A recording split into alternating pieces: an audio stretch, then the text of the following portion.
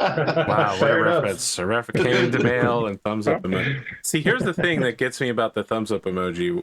There was a week for Stars Without Numbers where Kain did it, and then Ludeman and Dunamis both tapped on it. So, as far as I knew, no one had actually replied. I didn't see any new messages, so I was like, oh, I guess we're not going to have it this week. Literally, no one has replied. Didn't realize emotes were in play here on this Warhammer 40K Imperium Maledictum Iron Archipelago episode 15. Just to do a little retcon lore, Lady Teresia, the navigator for our rogue trader, and her evil sister, Lady Benezia, are both from House Castana, which is a very real house in lore that has no information attached to it. It's just a house name, so it's perfect for me to steal, like the planet Whittington. That's what I did all the way through Rogue Trader as well. Was just look for the planets with very little information in the wiki. Yeah, what was the name again? Castana, Castana, and that's Lady Benezia Castana. He is, as we learned, far too rogue for a rogue trader and is causing problems in the Archipelago. Thanks for that. I appreciate that. You're welcome. Friends, a lot has happened since our last episode. The last episode was the one where I had huge technical problems, right? Or no, that was the one before. No, okay. Yeah. Okay, so good. Yeah. All right, so we have the new computer, it's working. We don't have any problems right now, then probably, I mean, I guess we'll see. And last episode was my big speech. Ah, yes. And then you were upset because I blew up the planet right as you were making your ultimate move. I wasn't upset. I just said it was typical Arthur.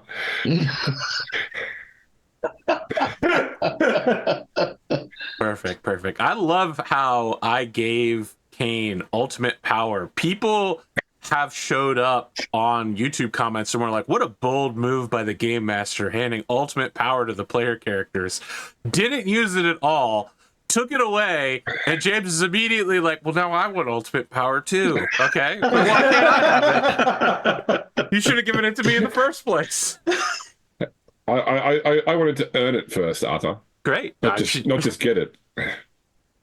I feel like we earned Kain getting his ultimate As far as power. I know, ultimate power is distributed by ladies in the lake, just giving out swords. Saucy wenches lying in lakes distributing swords. The swords of choosing. So you mean the sword of selection, caliber? Yeah, that's it. Yeah. That's it. Yeah. I like how you... This is just a gripe about Pendragon yesterday. I was like, yep, here we go. We're going to go through the history of all of the swords that decide whether someone is king or not. And James is like, I don't care. I was like, all right. Okay, well, we got to Graham, which is literally the first one on the list. I think my exact words were stop talking. Yeah, I watched it this morning, and I made it a minute or two beyond that before I ended up doing something else. And the words literally... They were literally stop talking. If you don't believe in like, things picking up the algorithm, right after that show, YouTube suggested to me the scene from Elysium where the guy sits down in front of the robot and he's trying to explain the case, and keeps saying stop talking. That's Matt Damon. Oh God. Matt Damon, yeah. Matt Damon. Wow, we're gonna get some weird ads on this YouTube video for sure. All right, so the ball is in your court, friends. I got nothing for you. You know that Velamris Quineel has been charged by the rogue trader Chaderius Darkwind with fixing up a document to be post-dated and sent by the rogue trader to the High Lords of Terra, explaining that it's not his fault that the Space Hulk has suddenly decided to go space hulkingly back into the warp. Since his warrant of trade is technically tied to it, he could be in a lot of legal jeopardy.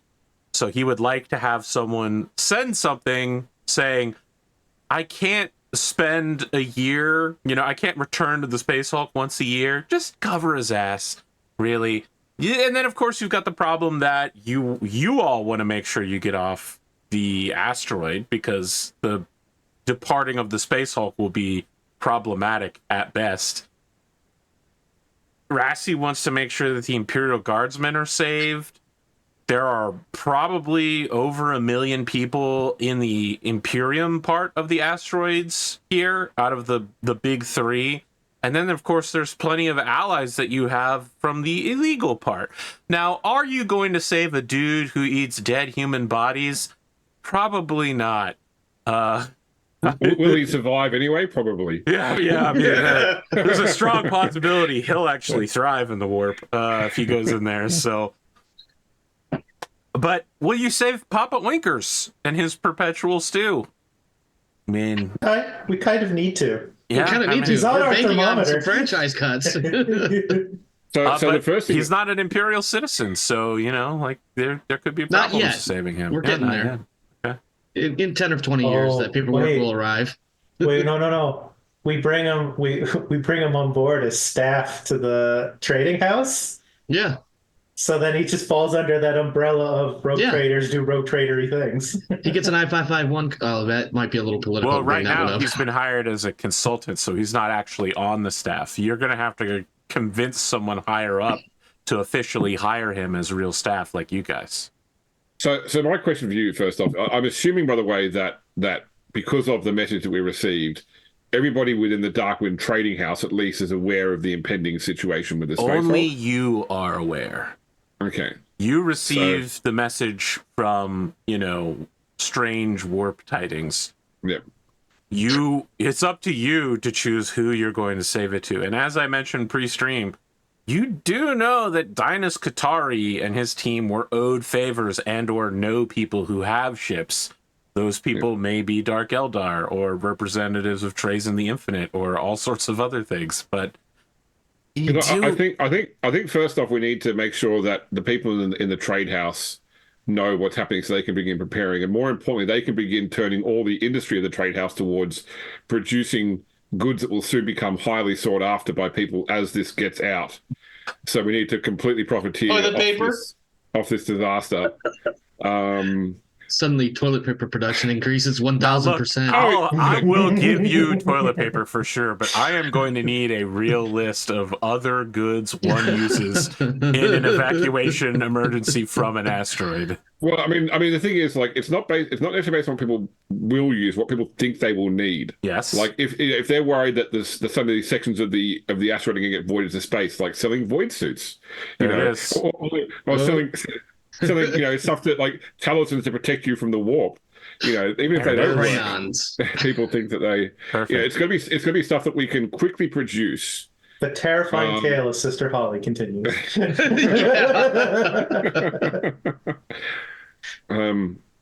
You can tell which one of us has worked in the business world and which ones of us have not. I mean, this is just James's genius level intellect coming up with good ideas. Right. The silly thing is, I've never profited off someone else's disaster in reality, but I've certainly thought of ways I could. Yeah, yeah, we could tell. I do caution against telling everybody in the trading house. I was about to say something, but I will save it after the stream because it will definitely demonetize this channel. Wow. Because if that information gets out for a number of reasons, one, good order and discipline breaks down among the citizens as that word finds more ways to leak out of the trading house. And for, trying to make these commodities, it also will give other people ideas to do the same. I think maybe we only tell those who we need to tell so that we can start these preparations. Who do you think that is?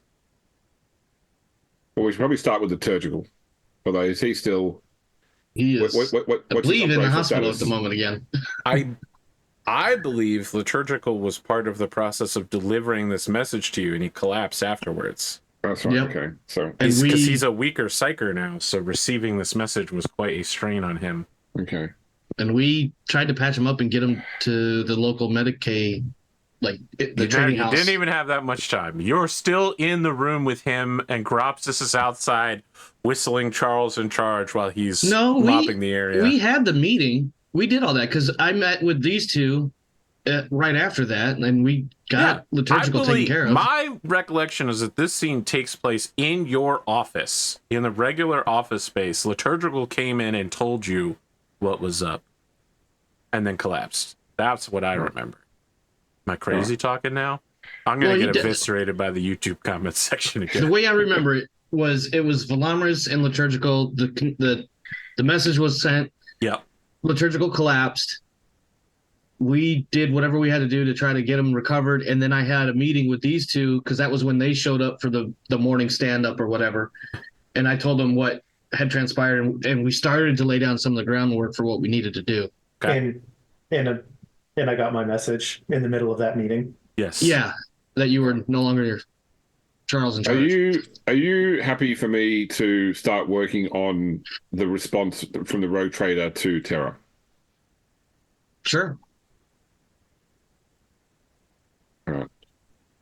Please, that would take things off of my plate. Not that I have a lot of things to do, but would it be possible to acquire maybe some former correspondence from the Rogue Trader so that you might be able to better model his mannerisms? I'm going to go and see. I'm going to go and see the Major Domo in order to tell him about what's happening, so that we can begin to prepare the training house, and I will get correspondence there. I was also looking at finding any previous.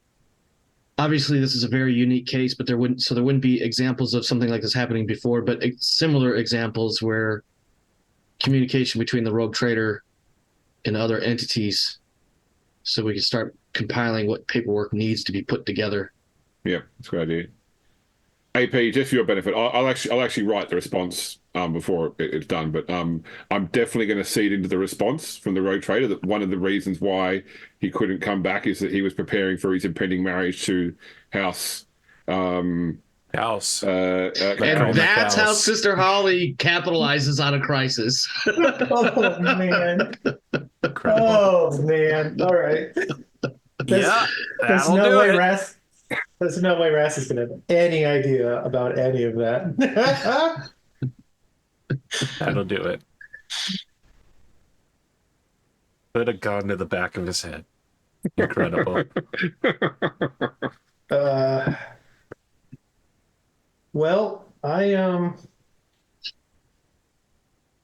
may be a lieutenant, but I'm no governor anymore. We're in the Imperium, by the way. You're a lieutenant.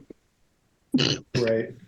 It's gonna hurt I'm gonna have to make a note for this. It's gonna hurt every time I do it. Yeah, that's right. Because we talked about what happened to the tutor. I forget his name.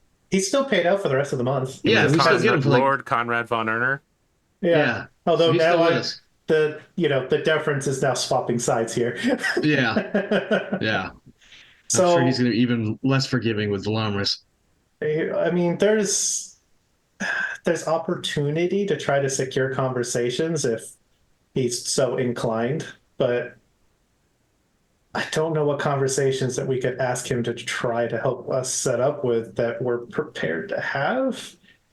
Actually, Rassie, now that I can refer to you in your first name again, actually, I wonder if your tutor could have any sort of connections with other aspects within the sector to get some ships out here to get rid of some of these people. I shouldn't say get rid of, to help evacuate people. Look, I also have, and I can't believe that. I think I've really grown since getting here. I had a different kind of thought. Normally when we talk about evacuations or mobility with the regiments, it's about leaving. It's not about where you're going to. But it occurs to me that that's a question I never had to ask as a guardsman. But I think we need to ask that question for this. Where do we want to take the training house? Or anybody else we choose to evacuate? Well, that's something I think that we need to find out a bit more about, what other holdings Darkwind has in the sector. Like, obviously, he needs to move from one power base to another. It will be too difficult to evacuate and also establish a new power base somewhere. So these are questions I'll take to the Major Domo. Rassie looks very proud of himself for thinking of something. Having not just a purely original thought, but a helpful one. I might be able to speak with the major. I think that we would need, if we wanted to speak with the Commodore, we would probably need to secure the help of my tutor. That would be a much more difficult meeting for me to arrange. Yes, and the Commodore might be helpful, but my first concern would be that with naval vessels, there's only so much room for the crew they have already, let alone a bunch of other people thrown in on top of that mix. Although, I suppose push comes to shove, we can shove more people in. Oh, I don't rate our chances of getting the Navy to evacuate any of the citizens here, but I'm thinking more of as we get closer and it becomes obvious that things are leaving the station, things of significance, there needs to be some sort of notification for the potential for increased need of maintaining security.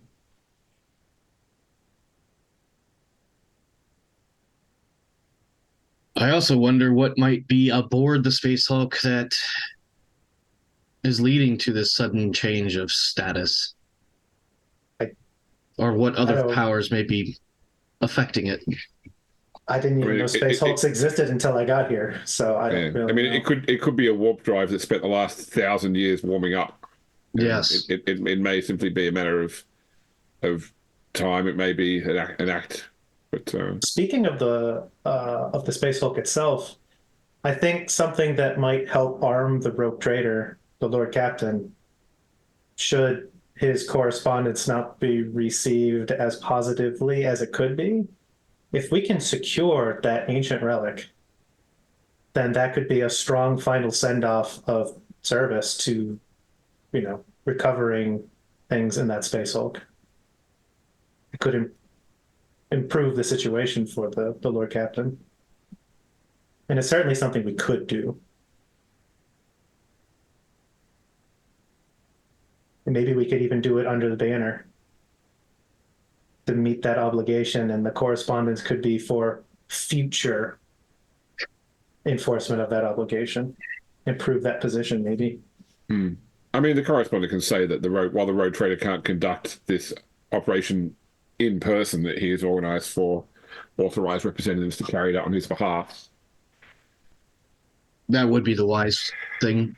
I always feel like if you're going to report a failure, having alternative options is always a good idea. Yeah, well, the obligation is met, just not in the word of the description. That's all. So correct. In the tender world, we say complies with intent. Anything that we can do to improve the Lord Captain's position, given the change that's about to occur. We need more men to do it, though. If we were to do it under banner, I don't think trying to convince the major to do that excursion would make that argument. Maybe. That being said, I don't know whether us going in with 100 or more guardsmen is going to be the best way to recover the relic.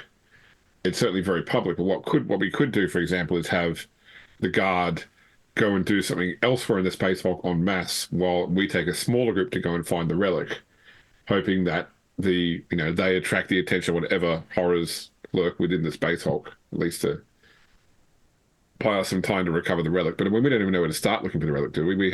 It's somewhere inside. It's somewhere near Corridor J10. Did I miss that in my notes about that there actually was a relic? It's believed to be medical in nature, and it might be pre-heresy. Yeah. Okay, then maybe I did miss that part in putting it in my notes. That was from way back when I first appointed Major Rain. Okay. And we did that first excursion that got me my sick fucking top hat. Yeah. It's the Gene said one of the lost chapters. It's actually just the Primar Corvax sealed in a tube. Just rises up out of the grave. Hey, what's up, guys? Ferrus Manus' head. Ferrus Manus? Okay. We Ridiculous. get this big, long, dramatic description, and the eyes open. What's up? I wonder if this House Castana would be helpful in providing us with any information about the Space Hulk in particular, considering their ties with the Rogue Trader. Well, the sister, traitorous as she is probably not the best one, but perhaps others within the house. The advantage, if we have a navigator on hand, they may be able to tell us, or at least predict with greater degree of accuracy, when the Hulk is going to actually transition to the warp. You know, as I said, it takes time for warp engines for something that big to build up to power. They may sense the disturbance in the warp as it happens. That may be something that, if we can secure a meeting with the Commodore, maybe we could request a naval naval navigator. Well, maybe bring up that it might be worth their navigators providing to the Navy information on when that Space Hulk may be leaving, and it would be a kind gesture if they also told us what the results of their survey were. You know, it's sort of like hey, this could get real bad for you. Here's a heads up. In exchange, could you let us know how it goes? You know, I mean, the only risk with telling any of the Astra Militarum or Imperial Navy forces about what's actually happening is that they may just up and leave straight away. Yeah, it's true. We don't know how long we have. I mean, we don't know if this is going to be next week or in a year. Like, we don't know. Yeah, they don't want to. They wouldn't want to risk having their vessels next to such an incident when it occurred. Yeah.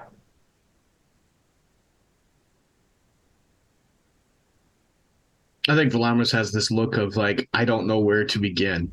There's just so much to do, and he's just overwhelmed at the moment.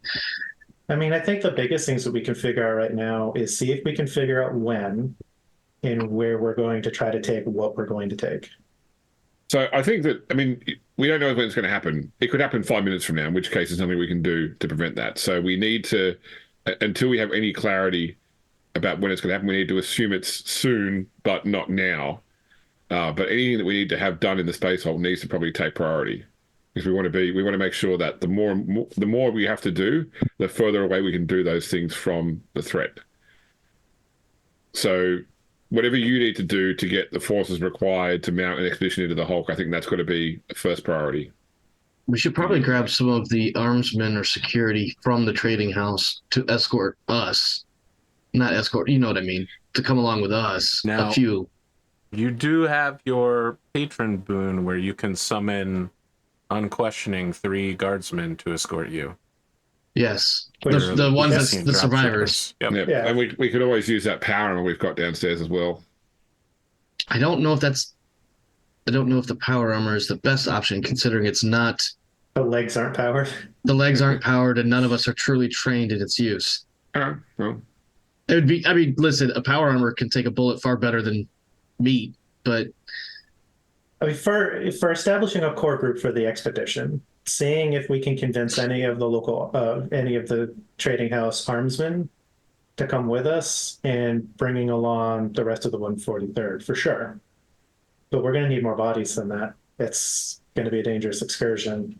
Well, that would be our detail. The other task would be if we can get the military to do some sort of expedition in order to draw attention while our smaller force moves in to find this relic.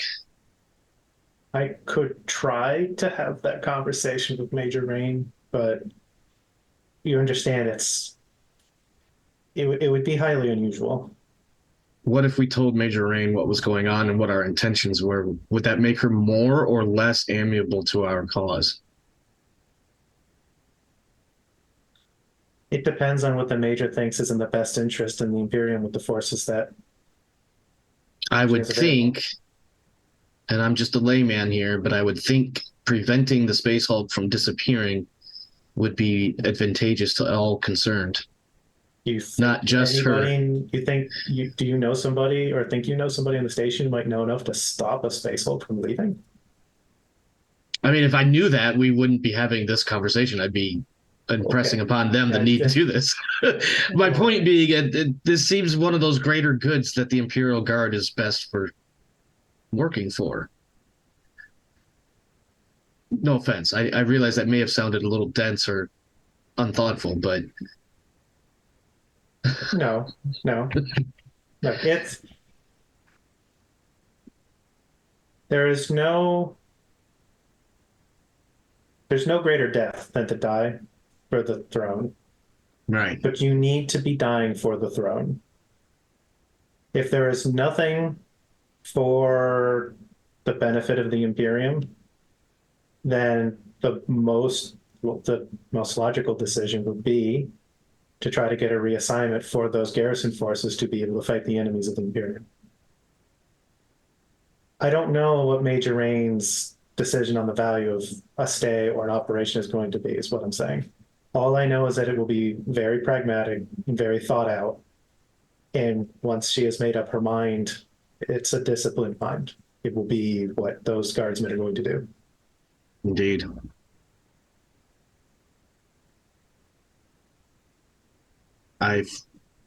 Short of that working, if we don't have the guard support, then perhaps our next best option is to simply focus on evacuation and relocation to another system. I don't feel like we can make successful incursions into the Space Hulk without the support of the guard. I don't think we have enough assets otherwise. I'm wondering about the Wrathful Righteous. As was pointed out to me once before, they are more of a hammer than a scalpel. And for something like what we're attempting to accomplish, that hammer is only good so long, but the scalpel is what's needed. Am I right, Sister Holly? Well, as I said, like it's not an issue if what we're asking to do is go in and create a very loud distraction, but I think it's going to be harder to tie. It's going to be harder and more problematic to tie a death cult, to the rogue trader's decision to send in a force in his stead. And as you say, like they're going to be very hard to pull out because they're going to continue to see additional threats around every single corner. So a hammer that gets stuck. An axe. The alternative is a smaller operation where we hope to escape the notice of larger threats. Look, I don't mind selling their lives. It's more a case of saying that I don't think it buys us what we needed, which is visibility for the rogue trader. I'm sorry, I got distracted by AP space.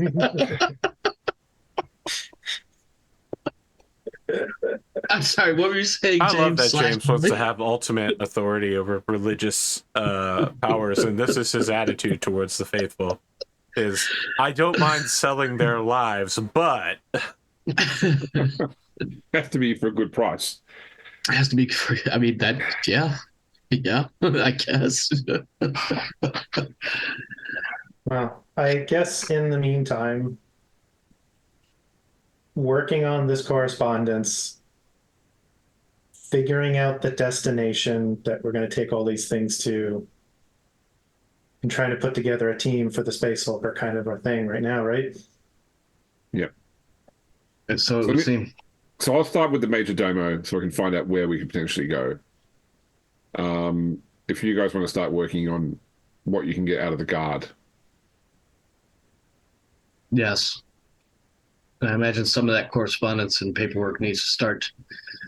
The compiling of needs to be started. I can try to set up a meeting with the Major.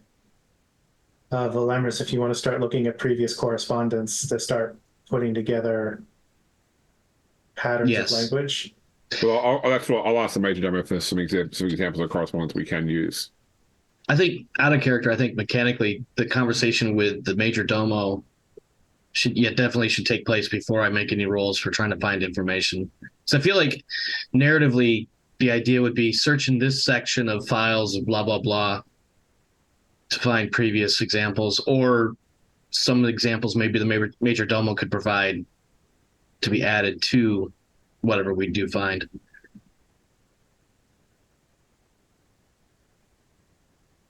All right. I don't think we can get ships until we know where we want them to go. Yeah. If we can even get ships at all.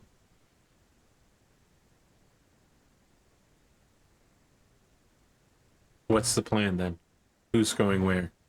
I'm going to go to the Rogue Trader's estates to see the Major Domo. Velamris. I am going to begin looking for historical documentation for the Rogue Trader family, or excuse me, language. Any other times that some similar type of correspondence would have been generated? So you're just looking for ways to you're looking to build a large language learning model of how he writes, essentially. I am starting the groundwork for ChatGPT. Yes. Yeah. Rassie? And I'm sending a message to Major Rain as a representative of the trading house, requesting an audience at her convenience. Okay. So, Holly, you're going to need to go to a shuttle bay going exterior-wise, outwardly into the asteroid belt to get to the house, the mansion. Yes. Rassie, you need to go inward. You have to find a shuttle to the Space Hulk, which is on the inward side. And Velamris isn't going anywhere, so... Nope. I'm gonna go get a cup of Jesus Christ, a cup of recap, and then start digging through some old filing cabinets. I feel like that's where we start. The merchants to try and buy a flamer, but rolled poorly and can't find a flamer. I see. Velamris, we cut to you doing the thing of like Gandalf going to the White City, doing the library, like you with like a pipe just poring over ancient papers with like diagrams and insignia. You're looking over things and you're like, so that's how he writes. Interesting. Blowing dust off the covers of books and stuff. So a lot of his correspondence is very 2010s Keanu Reeves fan fiction, Sigma male style, like right when the movement was getting started sort of deal. You know, frank appraisals, tough love language, like don't care about my own reputation, Sigma. That's Chaderius Darkwind's like public-facing discourse to people, with a little mix of what you would expect from a rogue trader of like bombastic presentation. Like, yeah, he says it like it is, he tells it like he is, but also it's normally delivered theatrically with like a dozen servo skulls blasting his theme song everywhere and literally rolling out a red carpet in front of him while he's walking, and yes, he's saying what we're all thinking. Yeah. That's the Chaderius. And he uses flowery brand. language from time to time, unironically. Yeah, exactly. But he's a self-assured man. That's what you're getting out of all of this. Okay. Sister Holly, you catch a shuttle out to the Darkwind Manor, which is literally just like an encapsulated bubble with a pretty nice house in the middle of it. When you go into the house, what you see is like a 10-foot tall alien with like leathery gray skin. Its head is like an ear of corn, tall-wise, with no eyes and a mouth where the base of the corn should be. Elongated, extremely thin arms, like sort of like an even more stretched out, anemic Aldari. And even though its arms are like super thin, its thighs and calves are like fucking huge, and its feet are way too big for this creature. Like, they are truly pyramidical in how they are shaped. It is a bizarre thing, and it goes, "Ah, Sister Holly, you caught me in between meals." Can we identify that this is another form of the Major Domo? It does seem to identify with you. Is it, yeah. Drably Frengus? Could be. I mean, I have Forbidden Law Xenos Medicaid now, so I don't know if... Yeah, go ahead. Roll it. Let's see what you got. All right, let's give this a go. I'm going to ask you to roll it at a -20. Okay, no worries. Well, then I'm going to spend a fate point and roll it at advantage with a -20. I'm not going to stop you. And the first one to spend a fate point this session was not us. Wow. Well, James doesn't have any big speeches planned, so he's good to just start blowing them left and right. Okay? You want to buy that up? What time is it? We're 45-ish minutes into our first half, our first third. No, I think that her suspicions are my suspicions, so I don't need to confirm it. I think she's going to go on the assumption then that this is Dravian Frangus. Okay. Yeah. Do you need a moment to change? Did you bring anyone with you? Well, who is the person that I organised to stay with the major domo? A few episodes ago, there was someone. Yeah, they're dead. Yeah. Okay. Cool. No, just me. If you'll excuse me, I need to go into the freezer to find a few brains. Please make yourself comfortable. I'll have a servant send out some nice wine. I'll go sit down. Rogue traders, rogue trading, rogue tradingly. Yep. Look, this guy is nowhere near as bad as Gropsis, so. I actually have a random tangent question real quick. Yeah. How does Gropsis react to Rassie being around him? So here's the thing. Gropsis is a mutant, and his mutation is that people like him, right? That mutation doesn't work on you, but it does work on everyone else.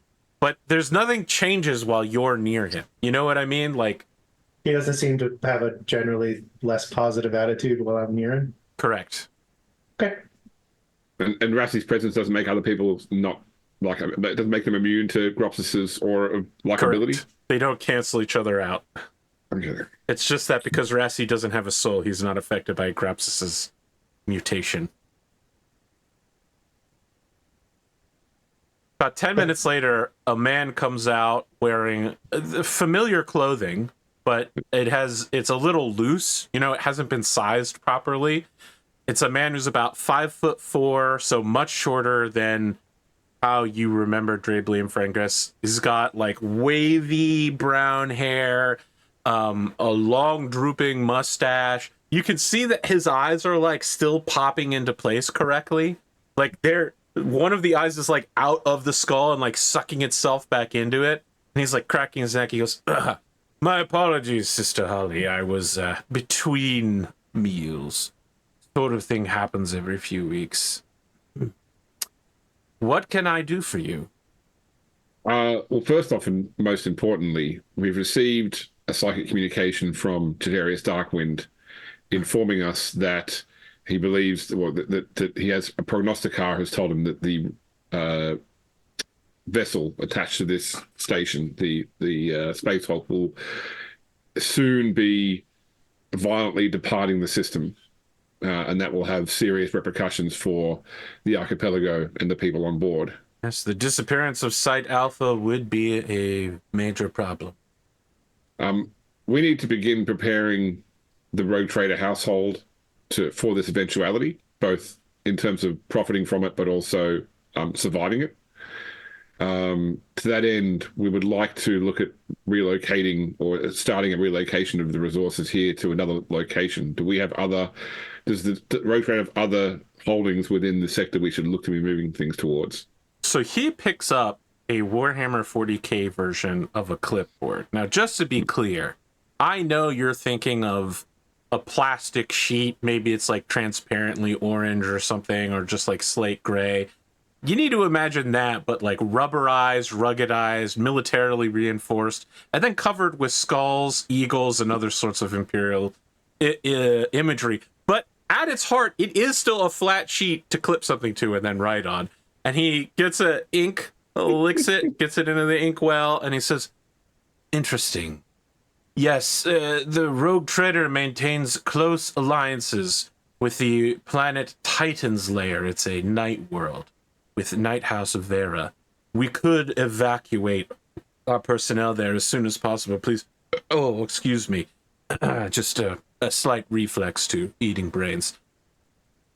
Can I ask? I want to go back. You mentioned something about profiting from this.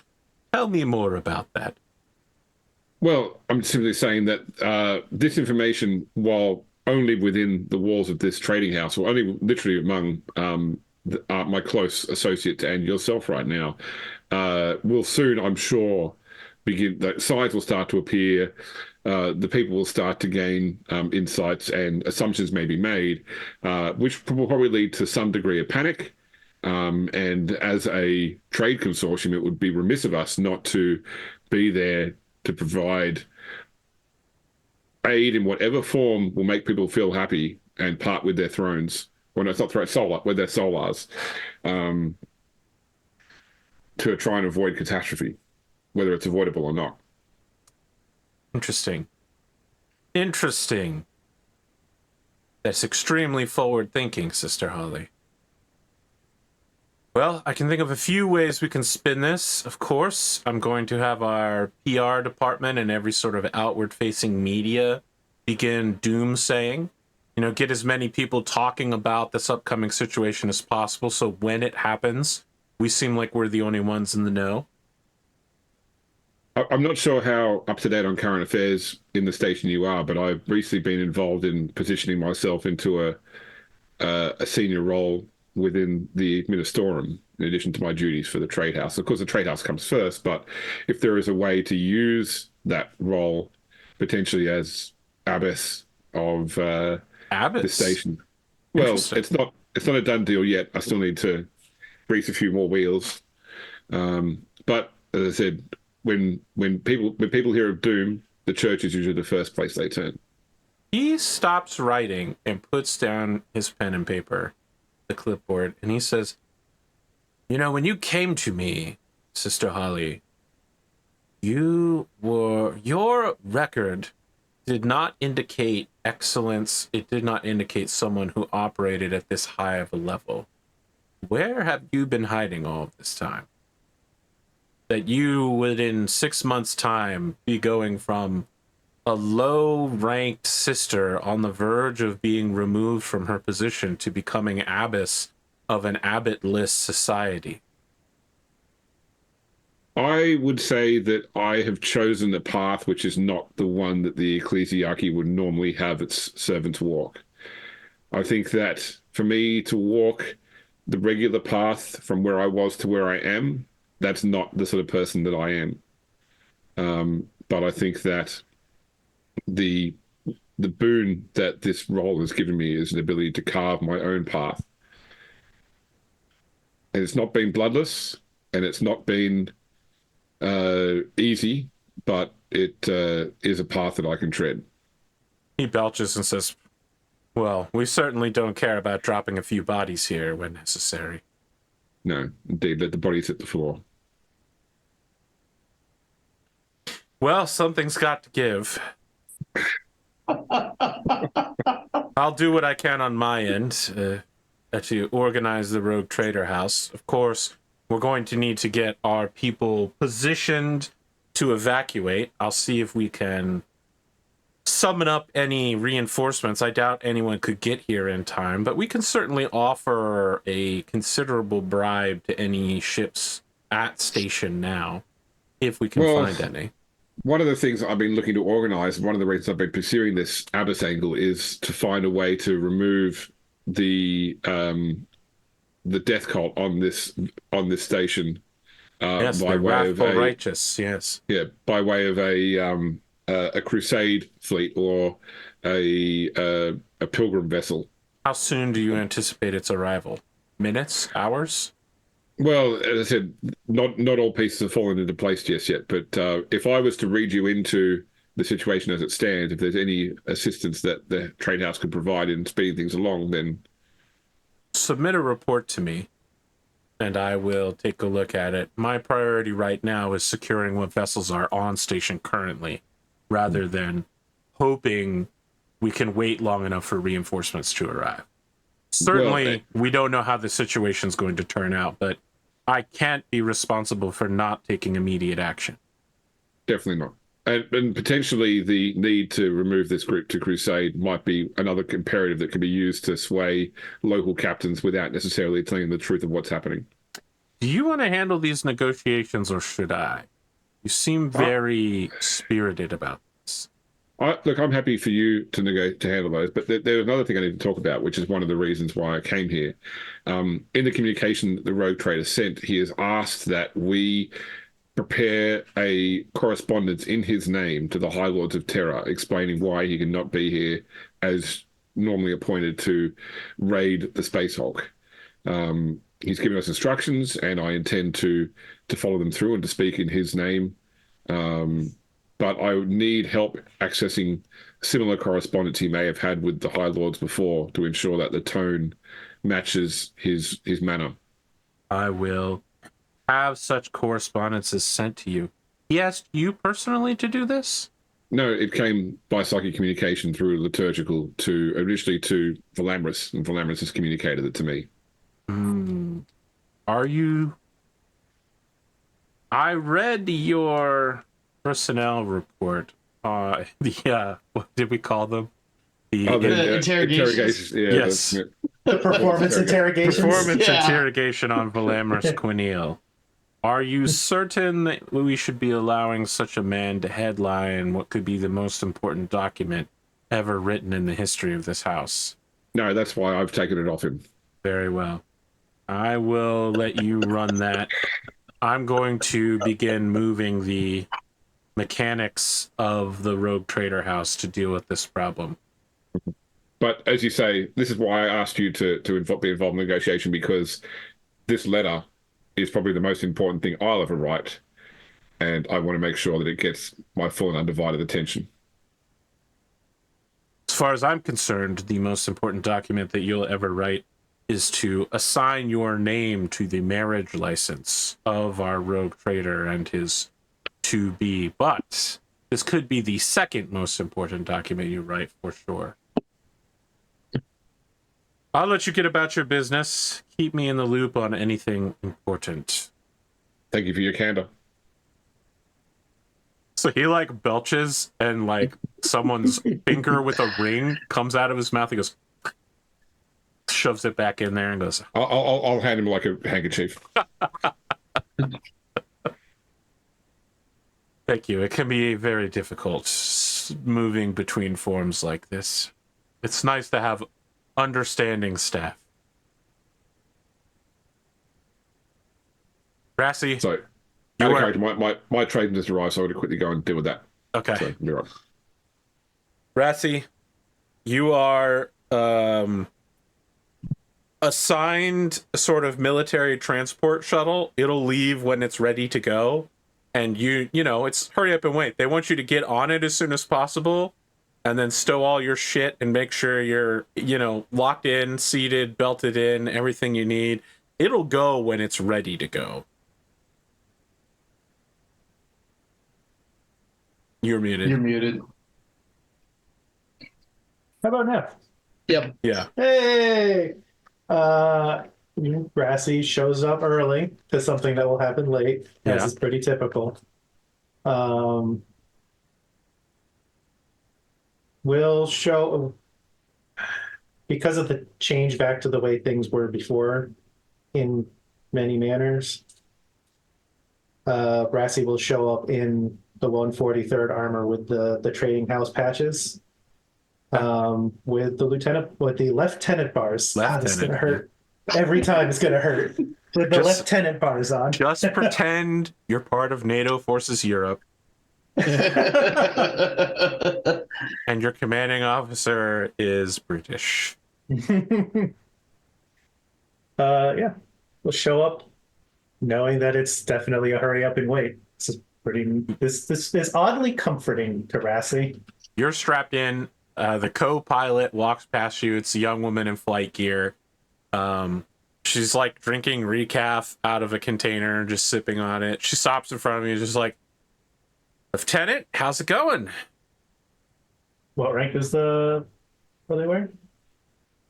Like whatever the Warhammer 40K version of flight officer is, you know, like specialist, NCO. Light lieutenant, something like that, probably. Not an officer, it's a co-pilot. Oh, yeah. Things are going well so far. just kind of looks around awkwardly, just like could be a couple hours before the supplies get on board. Is there something we can do to make you more comfortable, Lieutenant? Could use a recap. She like looks around and goes, okay, yes, sir. That's back out there, brings you back in a hot recap, and just kind of standing there awkwardly with like the passenger in the back of her truck. Just So, how long have you been in this unit? oh, 4 years. Got assigned here when my unit was nearly destroyed. The last vestiges of the unit were all shipped out here. Pretty common for our people. Apparently the last colonel really targeted broken units like that in order to steal theirs. I don't need to tell you this. You're the planetary governor. You were there during the execution. I was certainly there, and I was the governor at the time. Okay. Seems I like there's a story behind that. I was asked to perform a duty and was given the capability to do so. And after its successful completion, my assignment changed. Okay.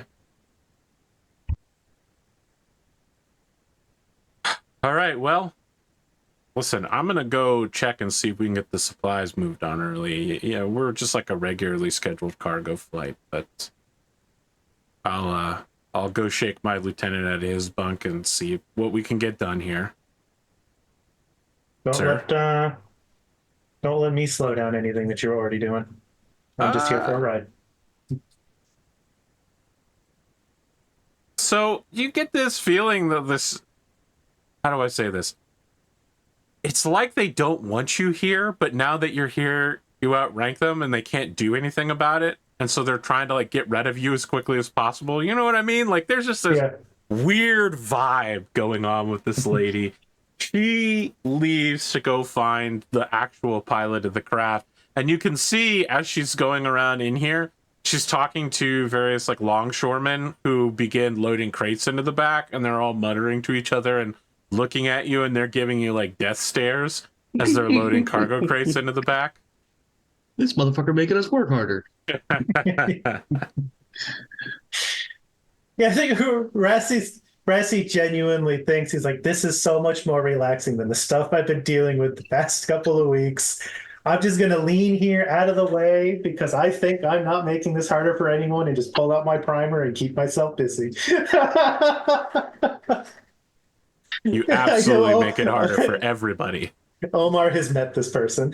Yeah, I may have met that person at one point or another. All right, we're going to take our break now. When we come back, we're going to get Velamris and the various documents of power. Oh, dear. That sounds like an Amazon show. Wow. Documents of Power. The Documents of Power, written by Brandon Sanderson. Well, Tuesday evening all of a sudden, as of earlier today, but not important. Yeah, I'm not going to fight you and him at the same time. Well, one of us will be an easy match. I'll let you figure out which one that is.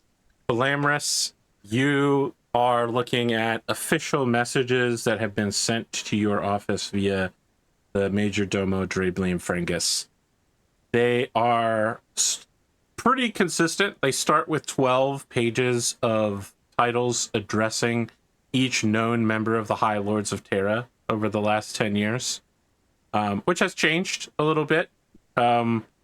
At some point, of course, the Lord Commander of the Imperium, a certain Blueberry Primarch, showed up and claimed his title, and so he got added to the list.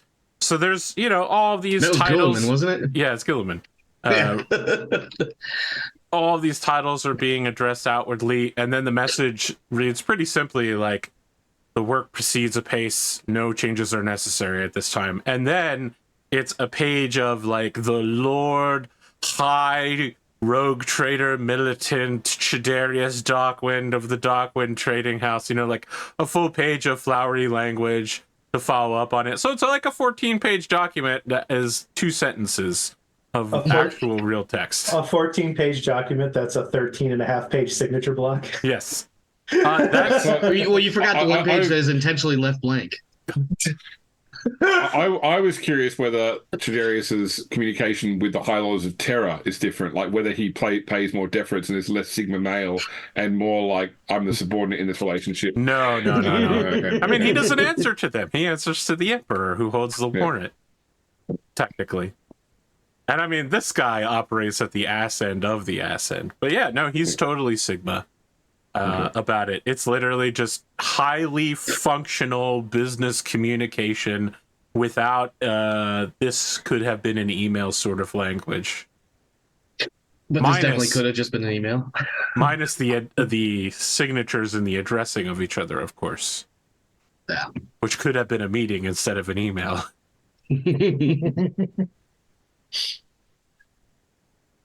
Based on that, what do you want to do with your message that you're crafting? I want to put... So I'm envisioning this being some sort of packet. A number of different forms that are required to cover all the bases and all the angles. Like, so on the when one you're hand, saying packet, you're removing it from being like psychically transmitted. You want this to be carried in person. That actually might be more beneficial for us because that gives us like the wiggle room in case something does go completely against what we want. Well, we can still send a checks in the mail type. Yeah, absolutely. Because I'm thinking like the one like so there's a requirement for him to be on the Space Hulk once a year, as per the warrant of trade. That tells me that there's probably one form minimum right there that has to be filled out. There's another form that's going to need to be filled out with our expressing the intent of trying to do the work in his stead for him. There's also the form maybe, in case the Space Hulk isn't actually there because insert random phenomenon, what can we do then? Well, here's what we're going to attempt to do. So I'm just envisioning a number of different forms that might have to be included in a single packet to cover our bases as far as what we're doing. And then Velamris is definitely looking at this from how do I protect the rogue trader's best interests in the most wide encompassing sort of way to preserve his warrant of trade, his legitimacy, his eligibility, etc. So Velamris is trying to put all of this stuff together, and I think ultimately, other than whatever dice rolls I may have to do, but ultimately at some point he's going to end up where he just needs that final letter or what have you that Holly is going to put together. At least that's my intent or my interpretation of it. I would like you to make a logic test, and if you have the evaluation sub skill. Unfortunately, I do not. I will be using, of course, a fate point. Of course. For advantage. Can I also use a fate point for an additional success level? Mm-hmm. Is that an option? Yeah. But do it after you've rolled the dice because... In case I don't actually need it? Well, in case it wouldn't make a difference. In case he rolls a 1. Yeah. Okay. So I'm rolling logic 40 or 52 with advantage. See, now you want to spend it to get that to a plus 0. So that will give me. I don't know if that actually changes it from a failure to a success. It becomes a 0. Yeah. It becomes a 0 success. Okay, so I basically bare minimum effort or bare minimum output versus my effort. No, I don't think it's like that. I want to imagine O Fortuna from Carmina Burana is playing as we get like Velamris like sweating, just so nervous that this is the most important thing he's ever going to do, and like an entire hundreds of thousands of people's jobs ride on this. His entire future of not being a servitor rides on this message. Like the stakes for you cleared personally, that servitor bit out. We cleared that out. Everyone your current boss, like everything is riding on this.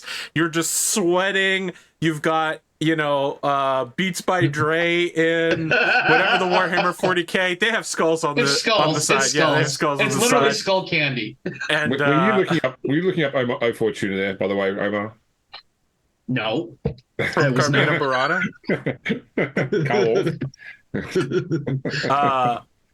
Yeah, it's just like truly terrifying as you just keep going through all these old documents. You're like writing, you're looking at things, your one brain cell is rubbing against another as you're trying to make sparks here. Like truly, you get caught in an avalanche of documents falling on top of you, and it's like you and Gropsis like cleaning stuff up. This is your grand epic moment, is writing stuff down and organizing documents in a row. It's Gandalf, but for comedy. And really epic dark music is playing the whole time. It's like a laugh track in a sitcom that doesn't deserve it. So basically all of Big Bang Theory, it's like that for the level of Big Bang Theory is tension. pretty good. Ooh, we're gonna divert here, my friend. Don't act like this is our first divergence ever. I'm not saying Big Bang Theory can't be good. I'm saying that there are definitely times where they're just I say a line, laugh track, and I'm like, that actually wasn't. Well, that wasn't happens funny. a lot in sitcoms, but we're also getting off track here. I could have gone with Friends, but so many people like Friends that I'd be getting hate mail for it. So We can hate Friends. We can hate Friends together. I never but saw not the appeal How I on that Met Your show. Mother, because that's a sacred show and nothing bad ever happened on it. I actually haven't seen that one. So. Ooh, wow, you're missing out. How do I describe Story it? of my life, bro. How I Met Your Mother is a vehicle for Neil Patrick Harris's rise to power. That's really the majority of the show. That checks out. Yeah, it just crystallized the thing he created with Starship Troopers. Yeah. I will say this. One of my favorite songs ever is from the soundtrack. Murder, Hop Aboard the Murder Train is from the... It's from the How I Met Your Mother soundtrack. Oh my God. Yeah, so just the producer of this show, Imperium Maledictum, overhypes your writing of a document and organizing forms correctly and being covered in paperwork. And when you It's probably one of those scenes where it's like the viewers are like, okay, seriously, we know he's putting paperwork together, but can it really take 20 minutes of airtime? When you take the headset off, the headset is like smoking to represent how much power has been going through it. And you put it in its recharging station and you're like looking at it. And behind you, for the first time ever, you hear Gropsis say actual words in low Gothic as he says, "It is done." As you're like looking at this gold foil cover sheet with your statement of intent. It's like it's so shiny you can see your face reflecting in it. And as you peel it back, you could see the next page on it says, "This page left intentionally blank." And you're like, I've done it. This is my masterwork. There's all these random scene cuts of Rassie leaning against the wall, just like changing which ankles across the other, and flipping another page in the primer, and then it goes back to you sweating. She's coming. She's heading her way. Perfect. She said. Okay. Well, and earlier, it's like she said she'll. Let's see be here. there in about Okay. 15 minutes. Rassie, right. do you have the investigation specialty under logic? I don't even have to look. I would like you to roll logic at -20 real quick, just to see if you notice something. I'm not going to bother spending a fate point on this, and it'll become really obvious after I roll. God. Chat says, "How I Met Your Inquisitor." You saw that too. That would- That's amazing. Oh, that would be the perfect name for this show in universe. Wow. Wow. I have to roll a 4 or under in order to pass a -20 logic Incredible. test. -6. You have no idea what's going on around you. So we cut to the show that the rest of the people on this ship are on. So we cut to like a grizzled flight sergeant major who's like, "All right, we need to do this one last job. I'm telling you, we get the munitions and we get out of here. All we got to do is fly over the ship, sign for them, and then they just fall off the back of the truck." And there's like this corporal who's like shaking in his boots, and he's like, "I don't know, Sarge.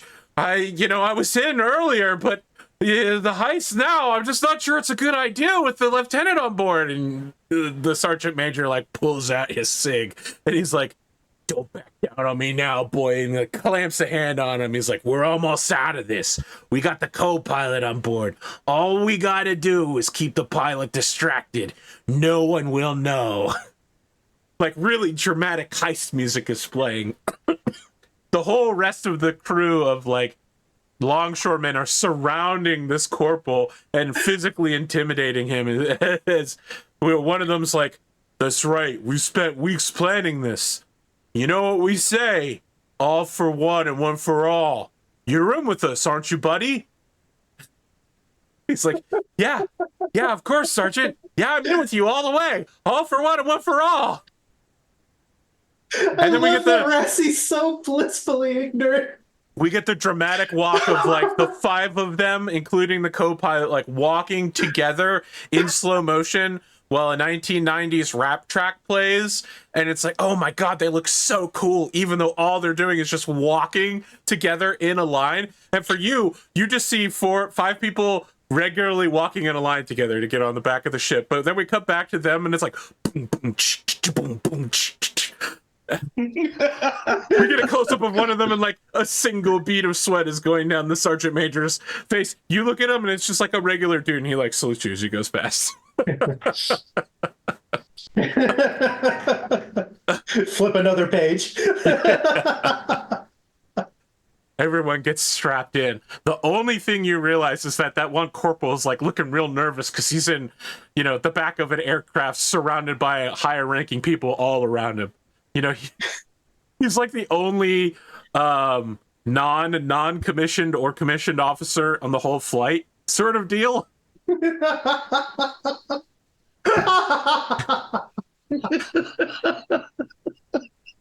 Oh God, how much do I want to be that officer? Oh man, do it. He just looks across and sees the nervous corporal. Says, Rassie looks up and says, "What system are you from, Corporal?" What? Sorry? What was that, sir? We're not doing anything wrong. What system are you from? I'm from Macaria, sir. It's a great place. Where are you from? You're from Elysium. Yeah, I knew that. We all knew that. Everybody knew that. I'm gonna be quiet now, sir.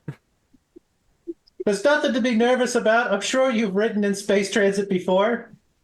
Yeah, the sergeant major turns to look at him and goes, yeah, that's right, kid.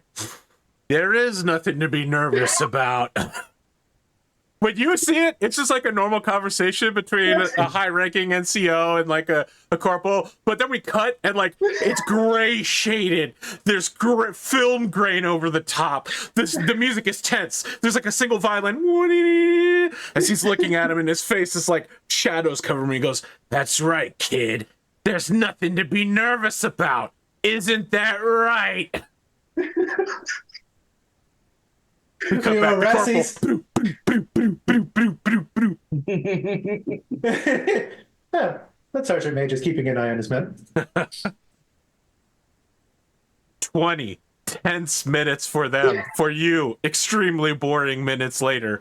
Your shuttle touches down, turns backwards, lands. You can see these guys immediately getting off. They're taking these huge crates full of ammo and putting them on the back of the shuttle. For some reason, they're not unloading the supplies on the back of the shuttle. They're just taking stuff off of the station and putting it in the back.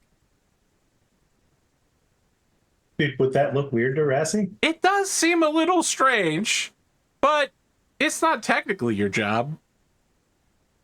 Yeah. I mean, let me put it this way. If you got in the back of a delivery van and they were like, this is an emergency delivery. It's a regular delivery. We're just delivering it. And then you got to the location and they're like, okay, get out. We're going to load more stuff into it and not unload anything. That would seem weird, wouldn't it? Speaking as But a you're delivery not driver, in logistics. How much do you want to sniff your nose into this? Like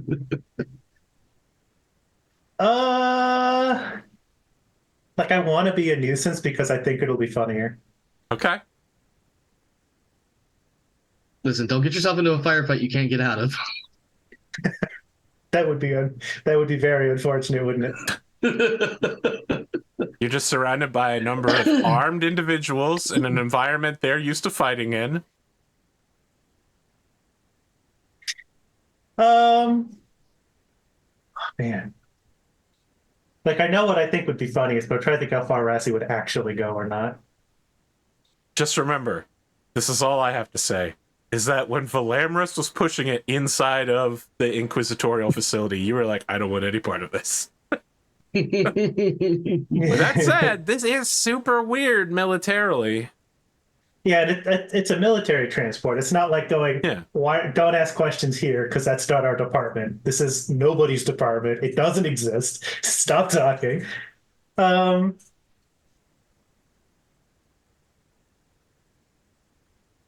talking. Our new episode title.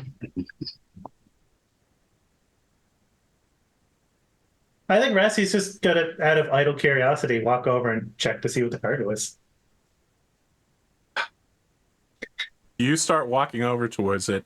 The sergeant major is like at your side as you're reaching your hand out, like the one ring, and the sergeant major's at your side and goes, I'm not sure you want to open that, sir. I think you can see that there's some biohazard symbols on the side of the crate here, here, and here. He's just like gesturing randomly at stuff. Not sure it's a good idea, Lieutenant. You better leave this to us. I think what skill I would roll for smell bullshit. I don't think you have to roll for smell bullshit on this. Okay, it's obvious enough. Yeah. I mean, how often does a sergeant major come up to you and say, hey, don't open this box? You don't think I should be doing something, Sergeant Major? We have orders, sir. I can show them to you in the cockpit if you'd like. Let's go see those orders. Okay. All right. Now, I'm going to tell you what's happening is that he lets you walk slightly in front of him, and he reaches behind his back and unholsters his pistol as the two of you are walking into the cockpit. Okay. Do I notice that? Or is that... That's a great question. I feel like that is a roll for sure, for sure. Let's see. Let's skill. Awareness? I love that this one-off thing has now become a whole part of the show. I really wrote myself into a corner here. Yeah, awareness. Let's do it. Well, there's no point in spending for advantage. Both digits are the same. Well, no, I guess I'll take the advantage. Well, 34 is different than a 43, so that's true. I'll spend for the advantage. Yeah. I don't think I have any items that are going to give me bonuses here. Yeah. It's not like there's darkness or something for me to use. Okay, a 16. Hey, that was a good spend. You hear the sound of a pistol being unholstered, like the clip coming off, the sound of it coming out of the holster. Like, you just get this incredibly weird vibe, and then you catch on something reflective beside the cockpit door, like him slowly raising the gun to the back of your head.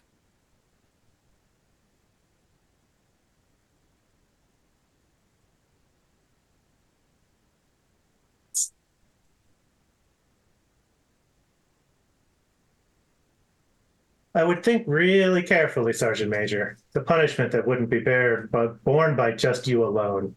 And I'd like to make a leadership check. Okay. Go ahead. And I'll go for advantage again. All right. Okay. 25. You can see that this man, 20 years of service, his hands start shaking as he goes, it wasn't supposed to be like this. It was one last job. Secure the future for all of us. Why'd you have to show up on this flight, sir? Why this flight? This one last job? You know, if you were coerced to do this and gave up the co-conspirators, things wouldn't be so bad for you and yours. He puts the pistol away. And then you're still facing away from him, but you can see that he's undoing like his uniform sleeve and like rolling it up. Mm-hmm. It's hard to like, you're looking at a reflective surface. Like, it's hard to see what he's showing you. I'll slowly turn to face him. You see that he has a tattoo on the inside of his right forearm that says Tunnel Snakes Rule. And he says, I did it for the money. I just tried to do what's right by my people. And then you killed all of them. It's not too late to walk away from that. No one was missing any of the ammo. Not the Navy, not the Army. Why'd you have to walk into this shuttle on this day, sir? And why'd you have to try to open the box? Why did you have to try to open the box? What's in the box? What's in the box? I'll reach out. Why don't you hand me the pistol, Sergeant Major, and have a seat? Okay.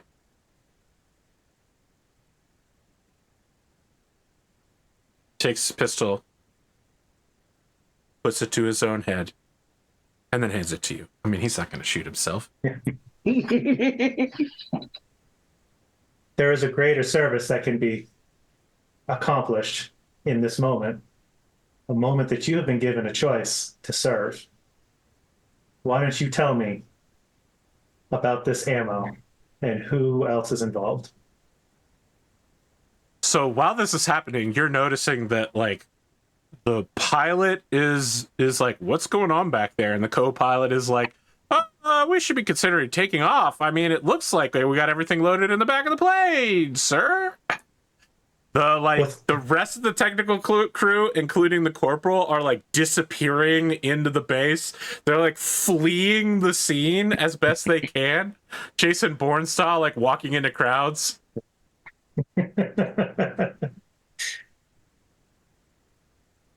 Sergeant Major goes, what do you want me to tell you? We're just trying to make some money so that we can live. You already know the colonel was in deep. It's corrupt. He was. Sometimes our men didn't get paid. Sometimes they didn't get paid enough. We have families out there on that rock. We had to go in deep debt, pay for that. It was all me, though. I'm the responsible one. You're the one who organized it? Yeah. And all of the others who are involved in this followed your lead. There's nobody else involved. It's just me. I don't believe you, Sergeant Major. This is the time to turn to the light, but it only works if you tell me everything. There is an interrogation role, I believe.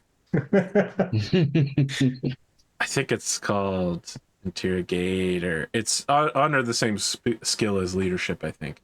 Yeah, it's a presence role. Yep. And it will be opposed by his composure. Let me go load up a nice little Astra Militarum. When that is composure, or is This that? one. That makes sense. The composer's a Specialization.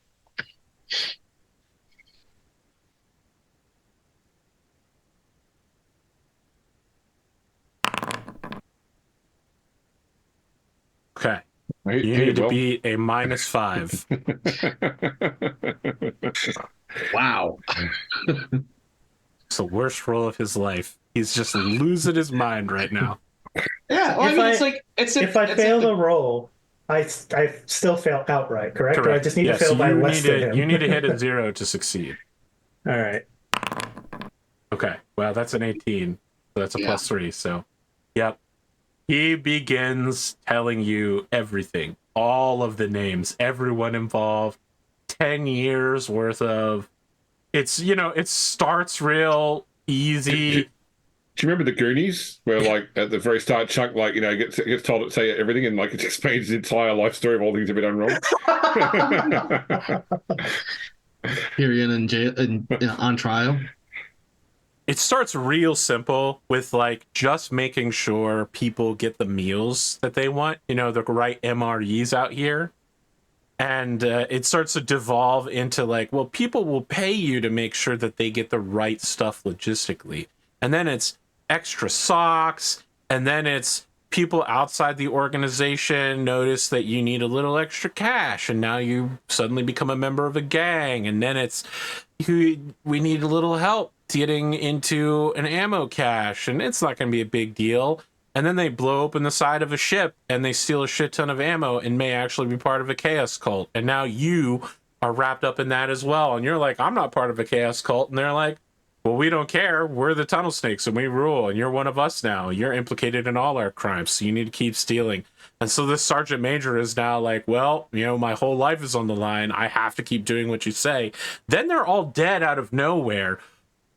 But he still needs the money, so he has to organize one last job trying to piece together a criminal network to buy leftover ammunition packs that are, you know, expiring, stuff that's being thrown out, excess, and just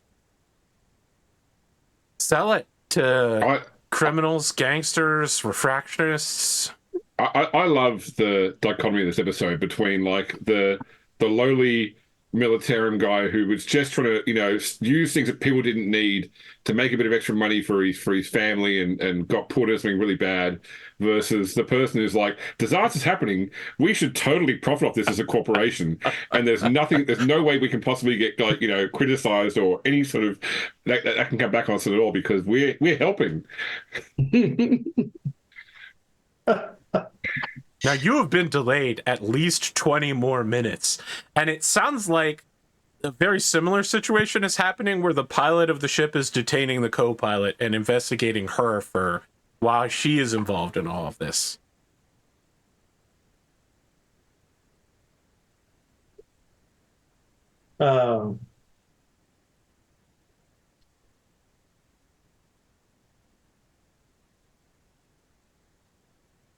The light of the Emperor doesn't forget those who turn back towards the light.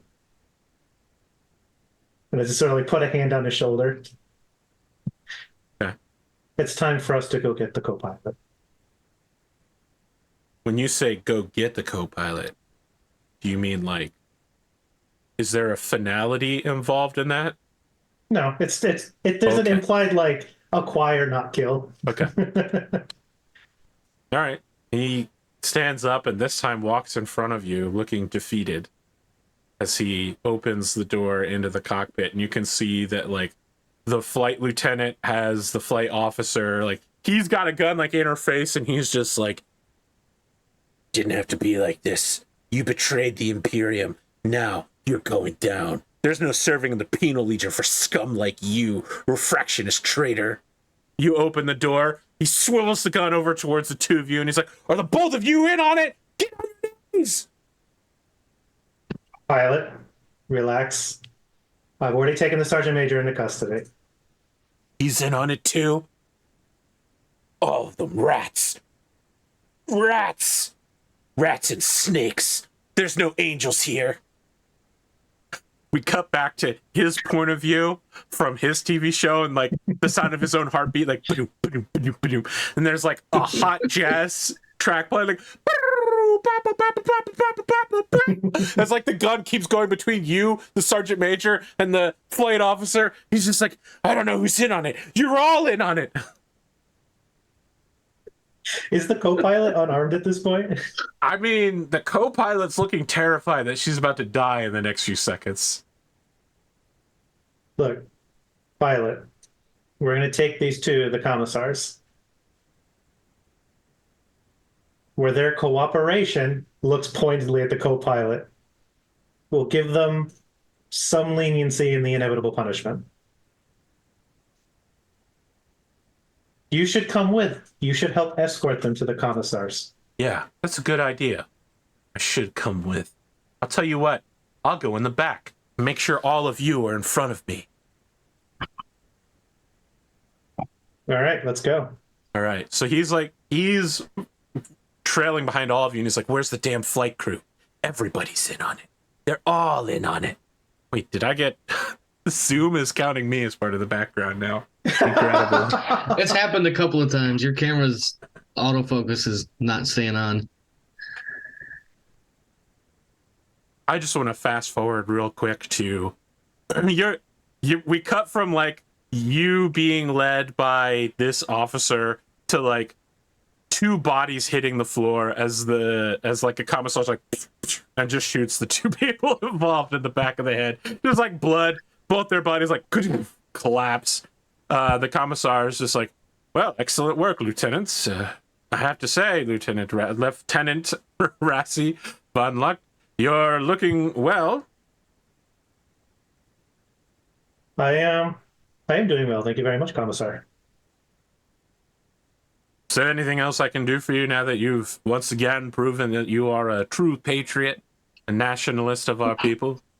Yep. Eliminating these traitorous dogs is, of course, my duty. I have a list of...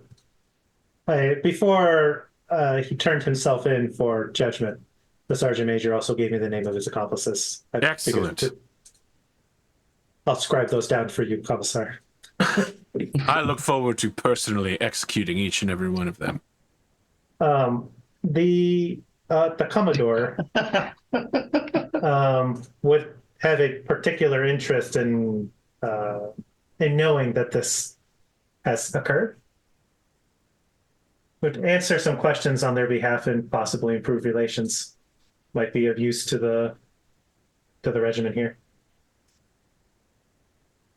You mean the Commodore of the Navis Imperialis, Dressage? Yes, Commissar. Very well, I'll report it to her office if you don't feel the need to take credit yourself. So he, like, straightens his uniform, just getting ready to do another important piece of paperwork and write himself up for another commendation. I hand him the list. Okay, he's got the list. Checking it twice. He's about to find out who's been naughty. This is probably one of the most guardsman moments that Rassie has had in a while. The flight lieutenant next to you is just like, hey, sorry for freaking out back there. I wasn't sure who I could trust. It seemed like my whole flight crew was against me. Because my whole flight crew actually was against me. A suspicious mind is less likely to be taken advantage of by the enemy. You're right. Sounds like an Imperial thought for the day. You're pretty good with those, Lieutenant. And, with everything that was going on, your zeal was spot on. Just sort of like give like a camaraderie pat on the shoulders. We're both lieutenants, right? So, yeah. Well, he's part of the Aeronautical Imperialis, so yeah, he's actually part of the Navy, not the Army. Right. Sorry about that, but I was right. Yeah, that's exactly what it is. I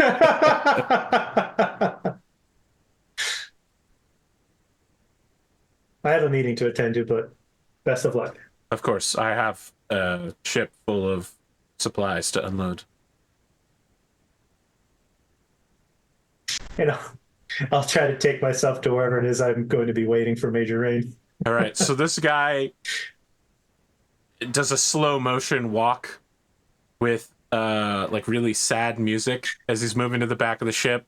And then it's just like him standing on the ramp at the back of the ship, hand on his hips, like looking around, looking at all the stuff he has to pull out. And then he turns and tries to find literally anyone in the loading bay area to do the work for him instead. And he starts ordering people around. He's just like, hey, you, Corporal, get over here. Get this box off of my ship. And then for his show, in black, the word Finn appears with a tilde on either side of it.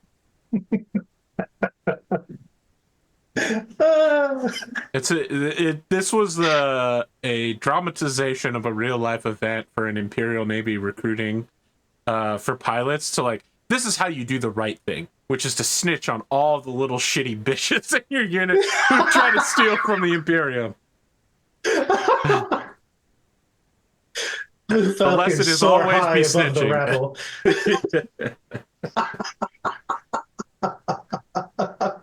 never trust anybody, and don't get involved in secret heists. Oh. You get yourself penciled in for a meeting with your former subordinate.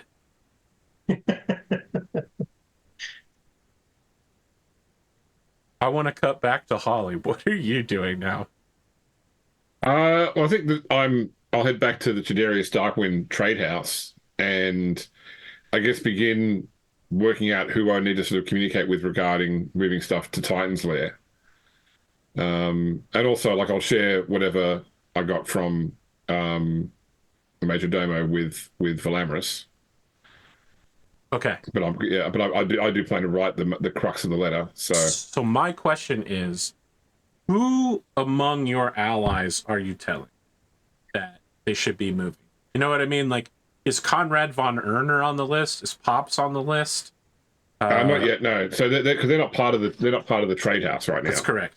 So it's more a case of, like, I imagine that there are logistically people that take longer to pack up their stuff. So I need to try and definitely the people that work in the garage and the people that need to pack up all those power armors are going to take longer than somebody who has to put stuff in a box.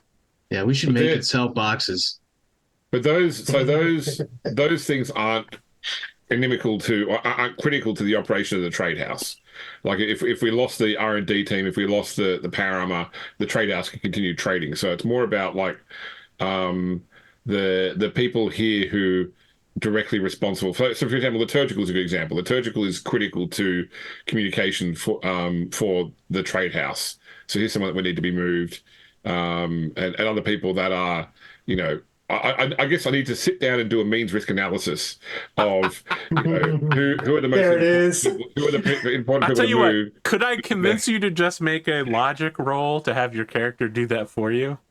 Not that I would ever want to prevent you from doing it out of character, but I would certainly, this is something I would certainly get Velamris' help on, because this is his bread and butter. Sure. Take Stuff, advantage on it.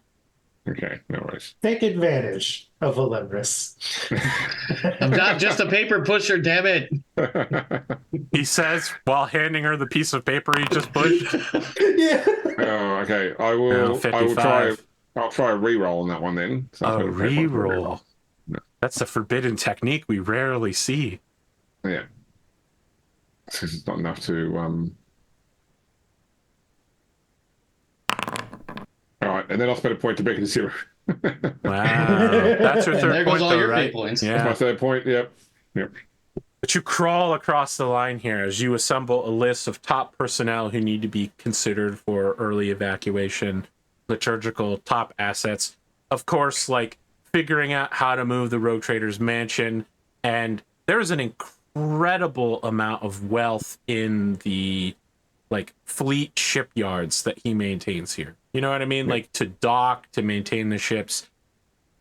Figuring out a way to move the whole asteroid. Like if you could get the asteroid moving, you start going back through your records, something jogs your memory and you realize that someone very close to you, Rogue Trader Captain Pierre Cowles, historically, he's stolen like over 100 different celestial objects by putting tow chains on them and dragging them.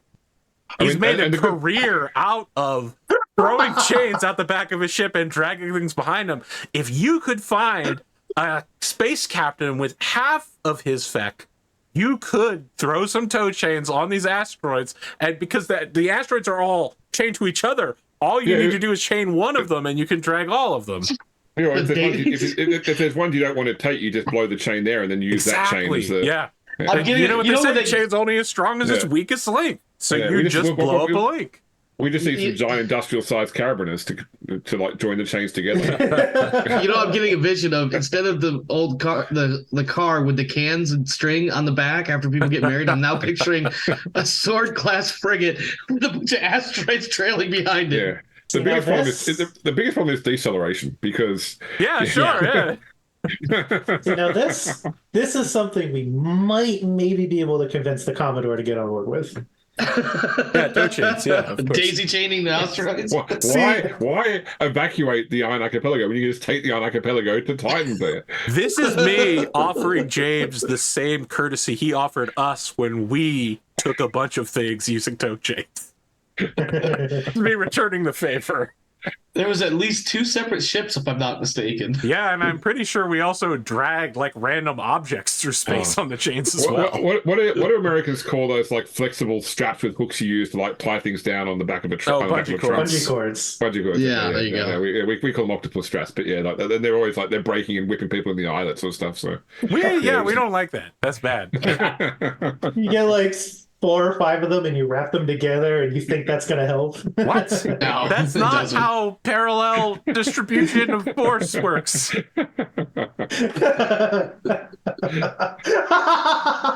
I That's love not how how much that that works. hurt. That definitely hurt his brain. But you'll see that all the time on the highway. Now, look, there is something to be said for using like 2 or 3, but it doesn't make it twice as strong. Let's be very clear here. Clearly, you've never heard of the parable of 550 cord. No. You know, first off, let me be clear. If you're going to be transporting something, you should be ratcheting it down. Bungee cords are not meant for long transportation of heavy objects. That is not their use case. Okay, this is a great place to take a break now that my blood pressure's up and my pulse is heated and I'm really worried. We'll be back in explored 5 this minutes or time. when Arthur's blood pressure goes down, whichever takes longer. When we get back, I guess we're going to figure out what Rassie's doing while Holly and Velamris are like seated over a table. Holly's Sweating. like outlining this plan and Velamris is like, it's so crazy, it just might work. Remind me when we come back to tell you the story of Dr. Death. Great. I can't wait for a story about a guy named Dr. Death. I hope it's at least twice as entertaining as the recent story I heard about Dr. Disrespect, which was awful. Is it related to the Michigan Dr. Kevorkian? Oh, no. Please, no. Come on. Well, we just got demonetized for sure. Well, audience, this world is imperfect, and I just want to wipe away the impurities and make it just as beautiful as I am. Well, I need to tell you about Dr. Death. Oh, yes, Dr. Death. Let's do it. Boy, that was a call. While we're talking about removing impurities. Anyways, Dr. Death. Dr. Death is a thought concept in risk management, where in risk management, the simplest form is just comparing the likelihood of something occurring versus the repercussions of if it does. So normally when you're doing risk management, you go through a whole bunch of different potential outcomes and you say, what's likely that will occur? What's the outcome if it does? And it's always a problem where a potential outcome includes death, because the humans get fixated on that. And even if that likelihood is like the lowest possible likelihood, they go, okay, we need to solve this problem because people could die. And they lose sight of like things that are very likely to occur, which will result in circumstances less than death, and that doing that is called being Dr. Death. Like I know certainly I once did risk management for a retail counter in a corporate office, like where people could walk into the corporate office and pick up goods and pay for it at the counter. And someone did a risk management analysis and they determined that there was, because they handled cash, there was a chance of armed robbery and a person could be killed during armed robbery. So we needed to, they wanted us to come up with like a management program to prevent the risk of armed robbery. I'm like, there's so many other problems that could go wrong there that are much more likely, that are much less likely to, cause death. But you're fixated on armed robbery as the issue, like in the middle of a corporate park, in the middle of like downtown. So anyway, you never know when someone's going to put together a 10-year, increasingly complicated heist plan. I was that inconvenient side character who comes in and blows up the plot. Hey, I will say there was a robbery there once. Someone ran in, grabbed the laptop off the desk that the person was working on, and ran out with it. And when the police asked them to describe the person, they had no idea, because it's like it happened so suddenly. They had no time to sort of like process what they'd just seen. It was like, I'm working, and there goes my machine. Oh. I started locking my car at all times just to keep people from going in and just taking my phone or stealing whatever they can get their hands on in my car, because that sort of stuff has started happening around here. Yeah. Just weird people. You are in an area that you don't have to do that? Yeah. Hey, when I started streaming, I used to leave my front door unlocked, and sometimes my neighbors would wander into my house. Now that still happens, but that's because they've secretly made a key of my house and wander in now and cause me all sorts of problems. I had a friend with a soft top Mazda Miata who used to leave his car unlocked because he figured anything they'd steal from the car was cheaper to replace than replacing his soft top if they cut it. That's some risk mitigation right there. That is risk mitigation. Boy. My mom used to have these Honda Del Sols that were incredible. I don't know if you've ever seen them. They're the smallest sports car I've ever seen. And she would never have the top on unless it was raining. And so people were constantly just like getting in the car and like taking selfies in the fucking car in the parking lot and just being like, oh, look at my new Del Sol. These cars are so small. Let me be really clear here. I lock my glove box in my console, but I drive a soft top Jeep. Yeah. People just zipper their way in if they want to. So I don't bother locking it most of the time. Anybody who wants to get in is going to get in. I will admit, there was a time a number of years ago. In fact, this is when my oldest, who literally just turned 21, he was still a baby. And we had his car seat that my dad had got for me. And I was in a bad habit at the time of not locking the car doors. Now, similar to what you were talking about, AP, like in the area I was in at the time, like I didn't feel the need to have to lock it all the time. Small measure of laziness. But then one morning I go out there and I see that the cash or the change tray and the cup holders had been all rummaged through. And I look at the back seat to see what else had been messed with. And I'm like, they took my fucking car seat. Mm-hmm. They took the fucking car seat of all the damn things. Like there wasn't much else in the vehicle to begin with, some change, a CD Discman or something like that. But they took the car seat, and I'm like, you motherfuckers stole from my kid who isn't even old enough to understand what thievery or even possession is, and you stole from him. Obviously, ever since that, I locked the cars. Yep, it's a wise move. So anyway, it always was a wise move, to be totally honest. Rassie, you're seated across from Major Octa Rain of the Cadian Shock Troopers, who has reorganized the regiment in the Cadian way. And so you can see that in the background, there's like each company is listed with their rate of fire and like their accuracy rating. And of course, like her Cadians are at the top, and then like each company successively gets worse. That's what her tent office looks like here, as she's seated smugly across from you and says, Lieutenant, it's good to see you. Congratulations on your promotion. You earned that. Thank you, Major.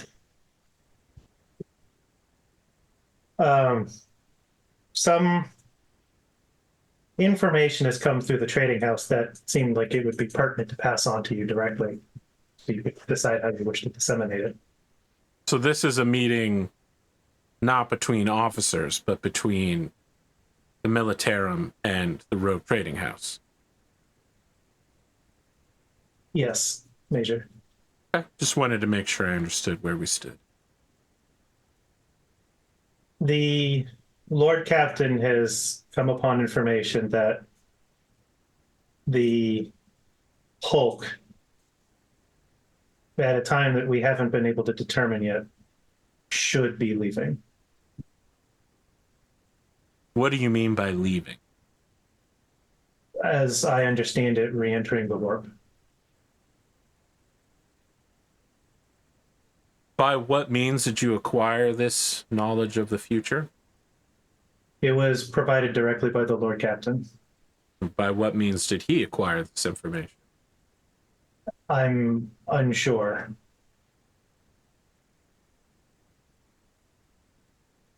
You can see that she walks to like a big field telephone and says, excuse me for a second, and then starts issuing orders for like someone to get the Commodore on the line, and then like research specialists to start investigating, and just like generally organize non-essential personnel and goods to be moved off, so that if they have like what you've told her is not enough to force an evacuation right here. Like this is not a priority deal, but they are going to start moving stuff back to the station right now. Whatever they can afford to do. She puts the phone down and says, sorry, we had an incident with an arriving logistics shuttle and some sort of heist plan. We've had 5 men killed as a result, but we'll start moving people off. I can't act on this unilaterally without further orders, but I'll see what I can do to predict the future. Is dark magic involved in foreseeing this event? Not that I'm aware of. Okay. Well, I appreciate you bringing this to me. We can't take a lot of action, but there's a lot we can do now, and I'm going to get started doing it. Is there anything I can do for you during your stay here? When shortly after your promotion, we took that excursion into the Hulk and discovered information about archaeotech that was deeper in. That seems too important to leave behind. The trading house is trying to organize an excursion to try to acquire that before it's lost for an indeterminate amount of time again. Okay. If I understand with the preparations for what is going to happen at a time that we don't have the means to know exactly when either at this point, but we wanted to still venture whether or not some assistance could be provided from the guard.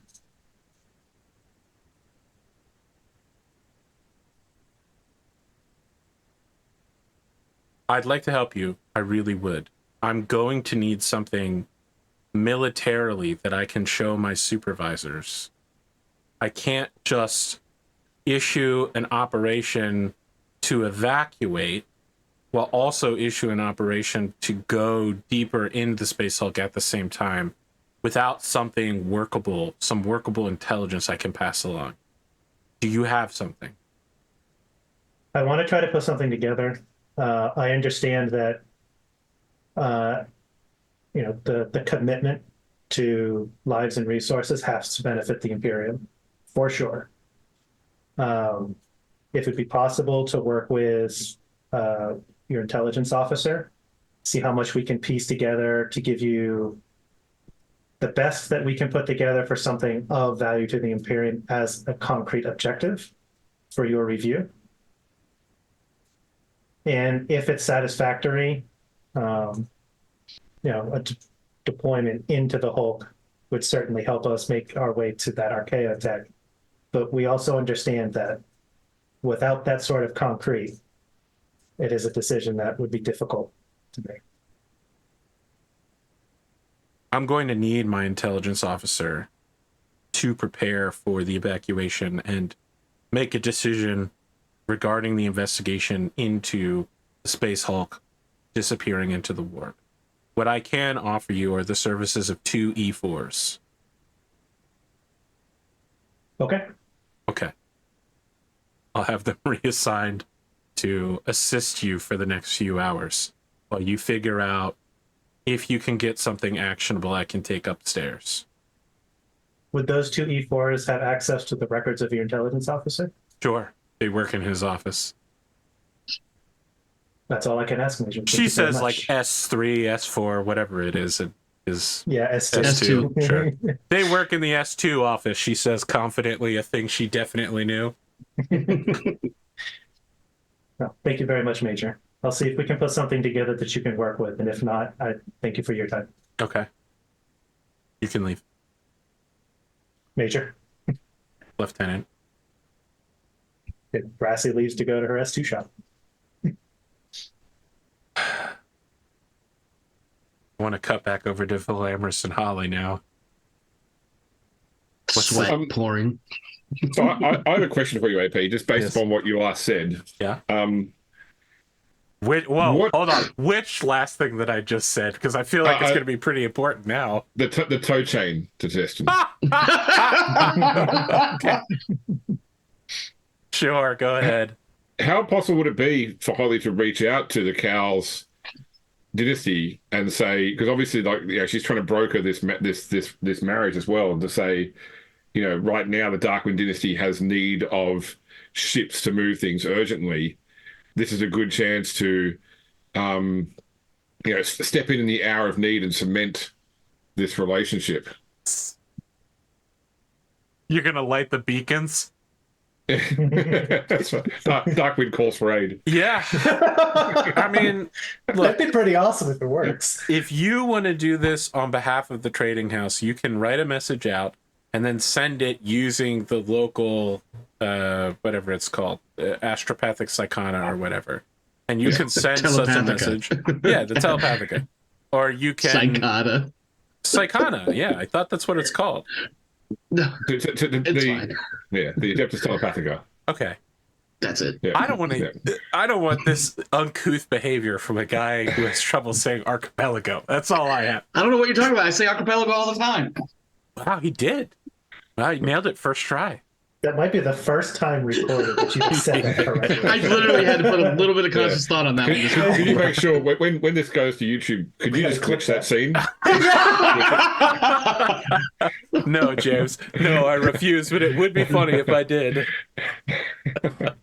Just bleep it out like it's an expletive. There you go.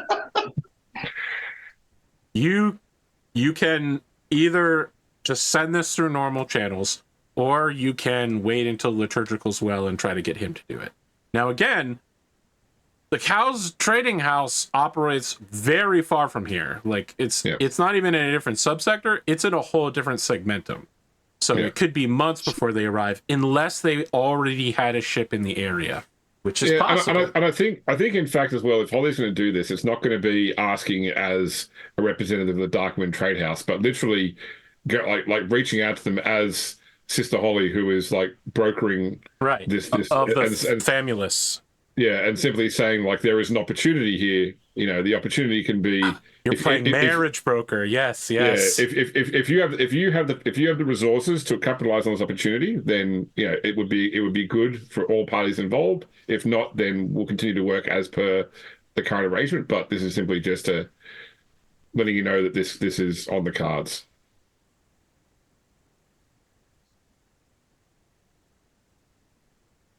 Okay.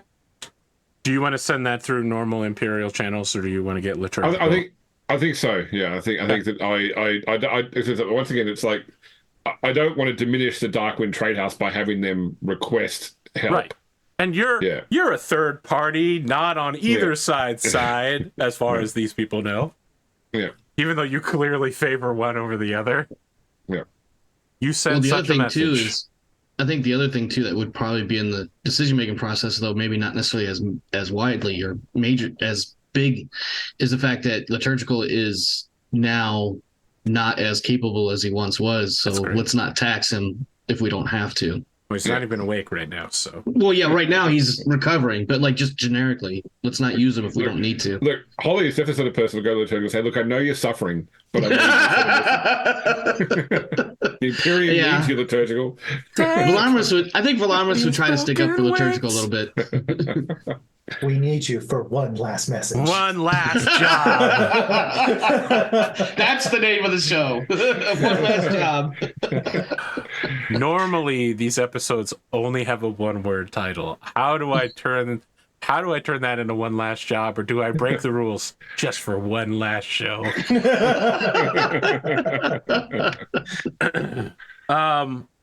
Velamris, do you want to get together with Sister Holly and lock in this speech that you two are writing, the letter, now that you don't have any fate points left? Well, I was going to say, I don't know we can do the letter until we know whether we are taking the guard into... Because like we need to say in the letter whether something is happening on his behalf. Okay. So until we know from Rassie what the situation is, then I think that we have to hold off on that. That makes sense. And Velamris is here to support assist where needed either way. So it's kind of his new boot that he's trying to figure out is how to be the more supportive background shady guy than the out in front searching for all the glory and kill shots that he once thought he was going to be.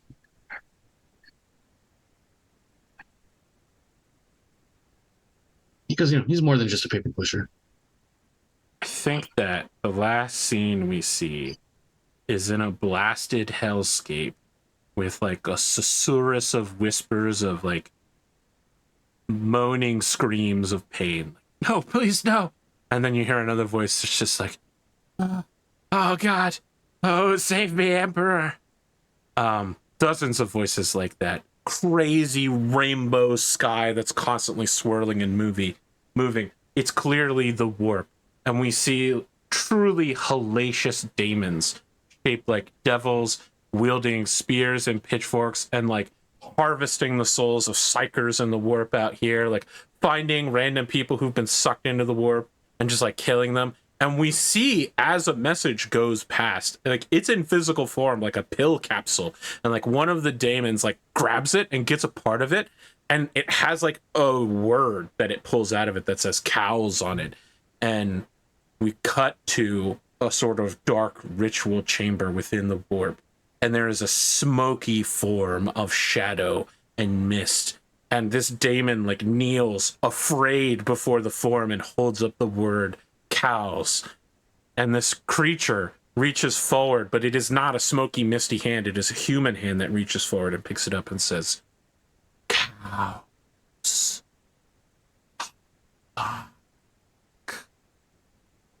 Your mic is not picking that up. Don't worry. I'm pretty sure the OBS picked it up. He said, cows, Harlock, I will summon him. But he did it in the way where, from Lord of the Rings, they're like, Baggins. Shia. That's going to be our final scene. Let's talk about XP here. Did anyone hit any goals? I will let you interpret that one because I did have doing the paperwork to get the Rogue Trader. I specifically offered you to send the message and you said no explicitly. I did not use 3 times. No. That's fine. I don't know what I'm doing here. I don't know what this bit is. I did not acquire the Archaeotech from the Hulk, so I did not make my short-term goal. Okay. James, anything I could offer you? I don't think so. I think that I'm getting very close to my goals, but I don't think that. My favorite part about this episode is none of the things that I wrote were going to happen today happened. Yeah, there were several combats I prepared. We didn't do any of them. The storyline I had prepared, we completely skipped. I feel like we made one up with the heist moment there. That was 100% me, and I shouldn't have done that, but it was very funny. So I feel pride in that at the very least, that it ended up being so significant. But also, it was silly. I initially was like, yeah, they've got something going on. Obviously, I want to have something suspicious happen in front of Rassie. And then he missed it, and I was like, haha, we're never going to get it again. And then Rassie was like, no, wait, what's going on with this ammo crate? And I was like, okay, well, it's time for me to bullshit real hard. A GM bullshitting? Never. 30 XP for this episode. That's what I can offer you. A Shire Baggins amount of points to all of you. Words of Sam. So now I need to work out how to write a letter in a Sigma male voice coming from the mind of a Gamma female. Oh, ChatGPT. Sorry, did you say Gamma female? What the fuck is a Gamma? Oh my God. Sorry, how much XP did you say we got? 30. Driven, independent. I've never heard of this. Yeah. This is a brand of wolves I've never even approached. But I don't think Holly's an alpha because she doesn't want to be the person in charge. She wants to be behind the person in charge. Let me be very clear here that wolf science was debunked pretty much immediately by the guy that invented it. I know, definitely. I know what I want to spend my XP on. Spending it right now. Hey, What do I'm, I I'm, know? An Omega jokester like me. I'm still ruminating over whether Holly wants to try and fuck the Chaos Dynasty and somehow get herself married to Chaderius instead. Whoa, that'd be such a move, dude. Do you have That the would be genetic such a dynasty? Wow. Well, Hold on. I was. Let me be. Whoa. Slow down. How do you explain that to your bosses? Let's just be really clear Well, here. Like, if- I know if it- you wanted these bloodlines combined, but I decided that my bloodline was the better option. If it pulls off, she doesn't worry about the bosses anymore. So That's Yeah. true. Okay. Sure. Right up until the Inquisition knocks on your door. So I've decided, because this has turned out to be a lot of fun with my characters in AP shows, I would like to embrace things happening to Rassie that he has no control over. Incredible. What a choice. I would like to purchase the talent Hypno Indoctrination. Well, that does make sense for a guardsman. Sure. Yeah. So I'll look this one up. yes, I'm curious now. someone has spent a great deal of time and effort hypnotically imparting you with specific training you could not consciously recall as it dwelt in your subconscious. Now it has revealed itself to you. Roll twice on the random talents table. You now have these talents. This can only be taken once. And the whole fluff for how this happens is going to be all probably super inconvenient for Rassie. I just talk want about to taking point a out random skill on a random player. we know that the bullet that you have and the lieutenant that you really looked up to was an Inquisitor. Yes, so It plugs in really nicely. Yeah, Especially since we right. spent so much time together. can you roll those two now? Yeah, let's do it. Where's I've that? got the table here. If you got the, Yeah. if you want to roll percent Roll 2d100s. Let's see, it's on page 7. Oh my god, you could actually become a psyker. Yeah, with a double thing. After being a blank? Yeah, why not? Okay, I've got the table up because I can't. That would be amazing as a story thing. Spending all this time as a blank and then suddenly, bam, he's a psyker. Here we And go. Okay, 53 You have is hatred. hatred. I'll let you pick who you hate. Okay. And I have hatred, everyone. Flagellum? 42. Flagellant. Flagellant? What is that? You whip yourself. You inflict pain upon your body in order to drive yourself into a frenzy. You gain advantage on any test to resist pain or interrogation. Anytime you suffer a critical wound, you can make a theology test to ignore the critical wound for a number of rounds equal to your willpower. So there was hidden religious training in you. Like suddenly this is you've seen the light. Oh shit! What if he's part of the Inquisition himself and he just doesn't know it? No one expects the Inquisition. even the Inquisition doesn't expect the Inquisition. Well, the Inquisition not talking to itself is very Inquisition of itself. Like hatred, I think it could be fun. Flagellant, man. There was some really wild stuff on this table I could have rolled. Oh well, time to add some stuff to my sheet. Do you want to share with the class which hatred you're going to take, or is that just going to come up at a really inconvenient time for me? I hate blanks. So that's why he's flagellant. You get a +1 success level when you attack your hatred target, so choose wisely, because it'll make you good at killing people. Orcs is an option. Well, Xenos is an option. Xenos, yeah. Oh yeah. Yeah. I I assume think maybe that chaos orcs, would maybe also be more an so. option. Oh, Orcs Xenos, might be heretics, gangers. I'll look at the list and I'll pick something appropriate. Okay. I think it'd be interesting for because he didn't know he was a blank, that maybe this stuff that's coming back is like stuff that he did because he was a blank in service, and then it's been forgotten. Maybe he's actually a Collectus assassin, and he just had his trigger word. my God. Oh man, that'd be great. That'd be so wild, bro. That'd be crazy. Doesn't have the a real trigger word stat usually sheet include for a him. target? Sorry? Huh? Doesn't the target, or excuse me, doesn't the trigger word include like a target? Because aren't they No, no. activated for the specific target? And that's No, it? so they're not like Collector's Assassins are the Psyker Hunters. They have like they're the blanks that have the Animus Speculum, which is the weapon used to destroy Psykers. Okay. Yeah. I was thinking initially that it would be a nice tie-in, and it's like, because you mentioned like, what if you worked for the Inquisition before and you don't remember anymore? I thought it would be interesting if he was, he was a psyker hunting assassin and he just doesn't remember. Maybe you failed the mission. And he just has like blanked it all. He has like hatred psychers or something. Yeah. Especially after all that time he spent trying to be really nice to liturgical. You wake up one day and you're like, my mission to hunt people like you damn scum. I actually think that would be a nice. I think that'd be a nice plug-in for that. That he used He's just to a witch hunter in disguise. That he used to be, and something has triggered his indoctrination.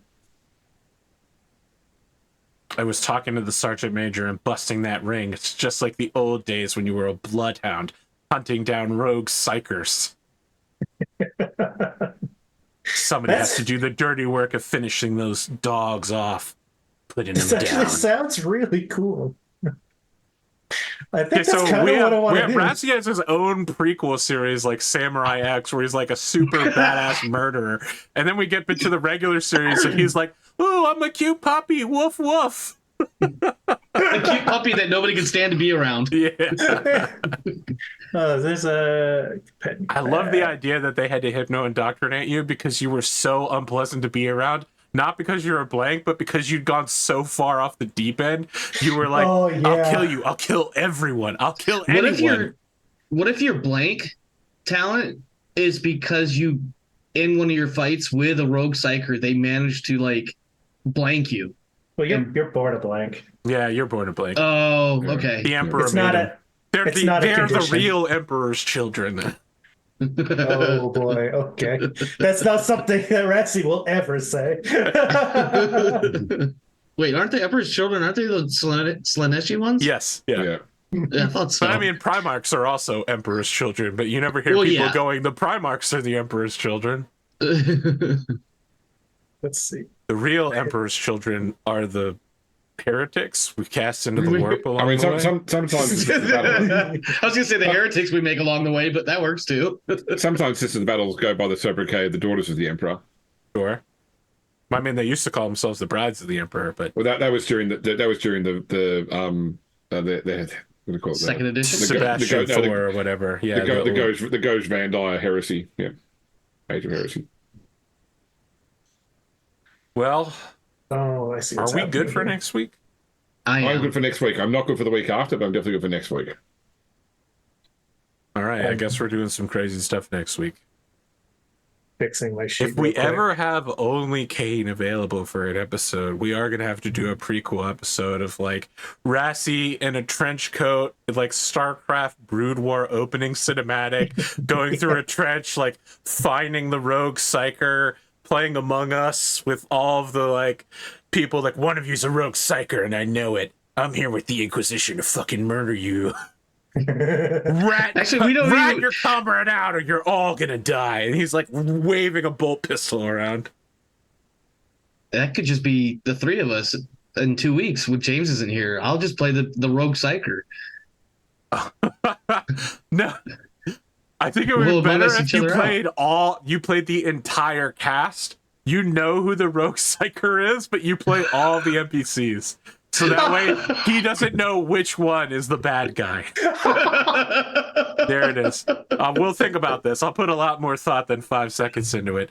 Friends, we'll probably be back next week. We're going to be doing more crazy stuff. Hopefully there'll be less side episodes of random heists on there.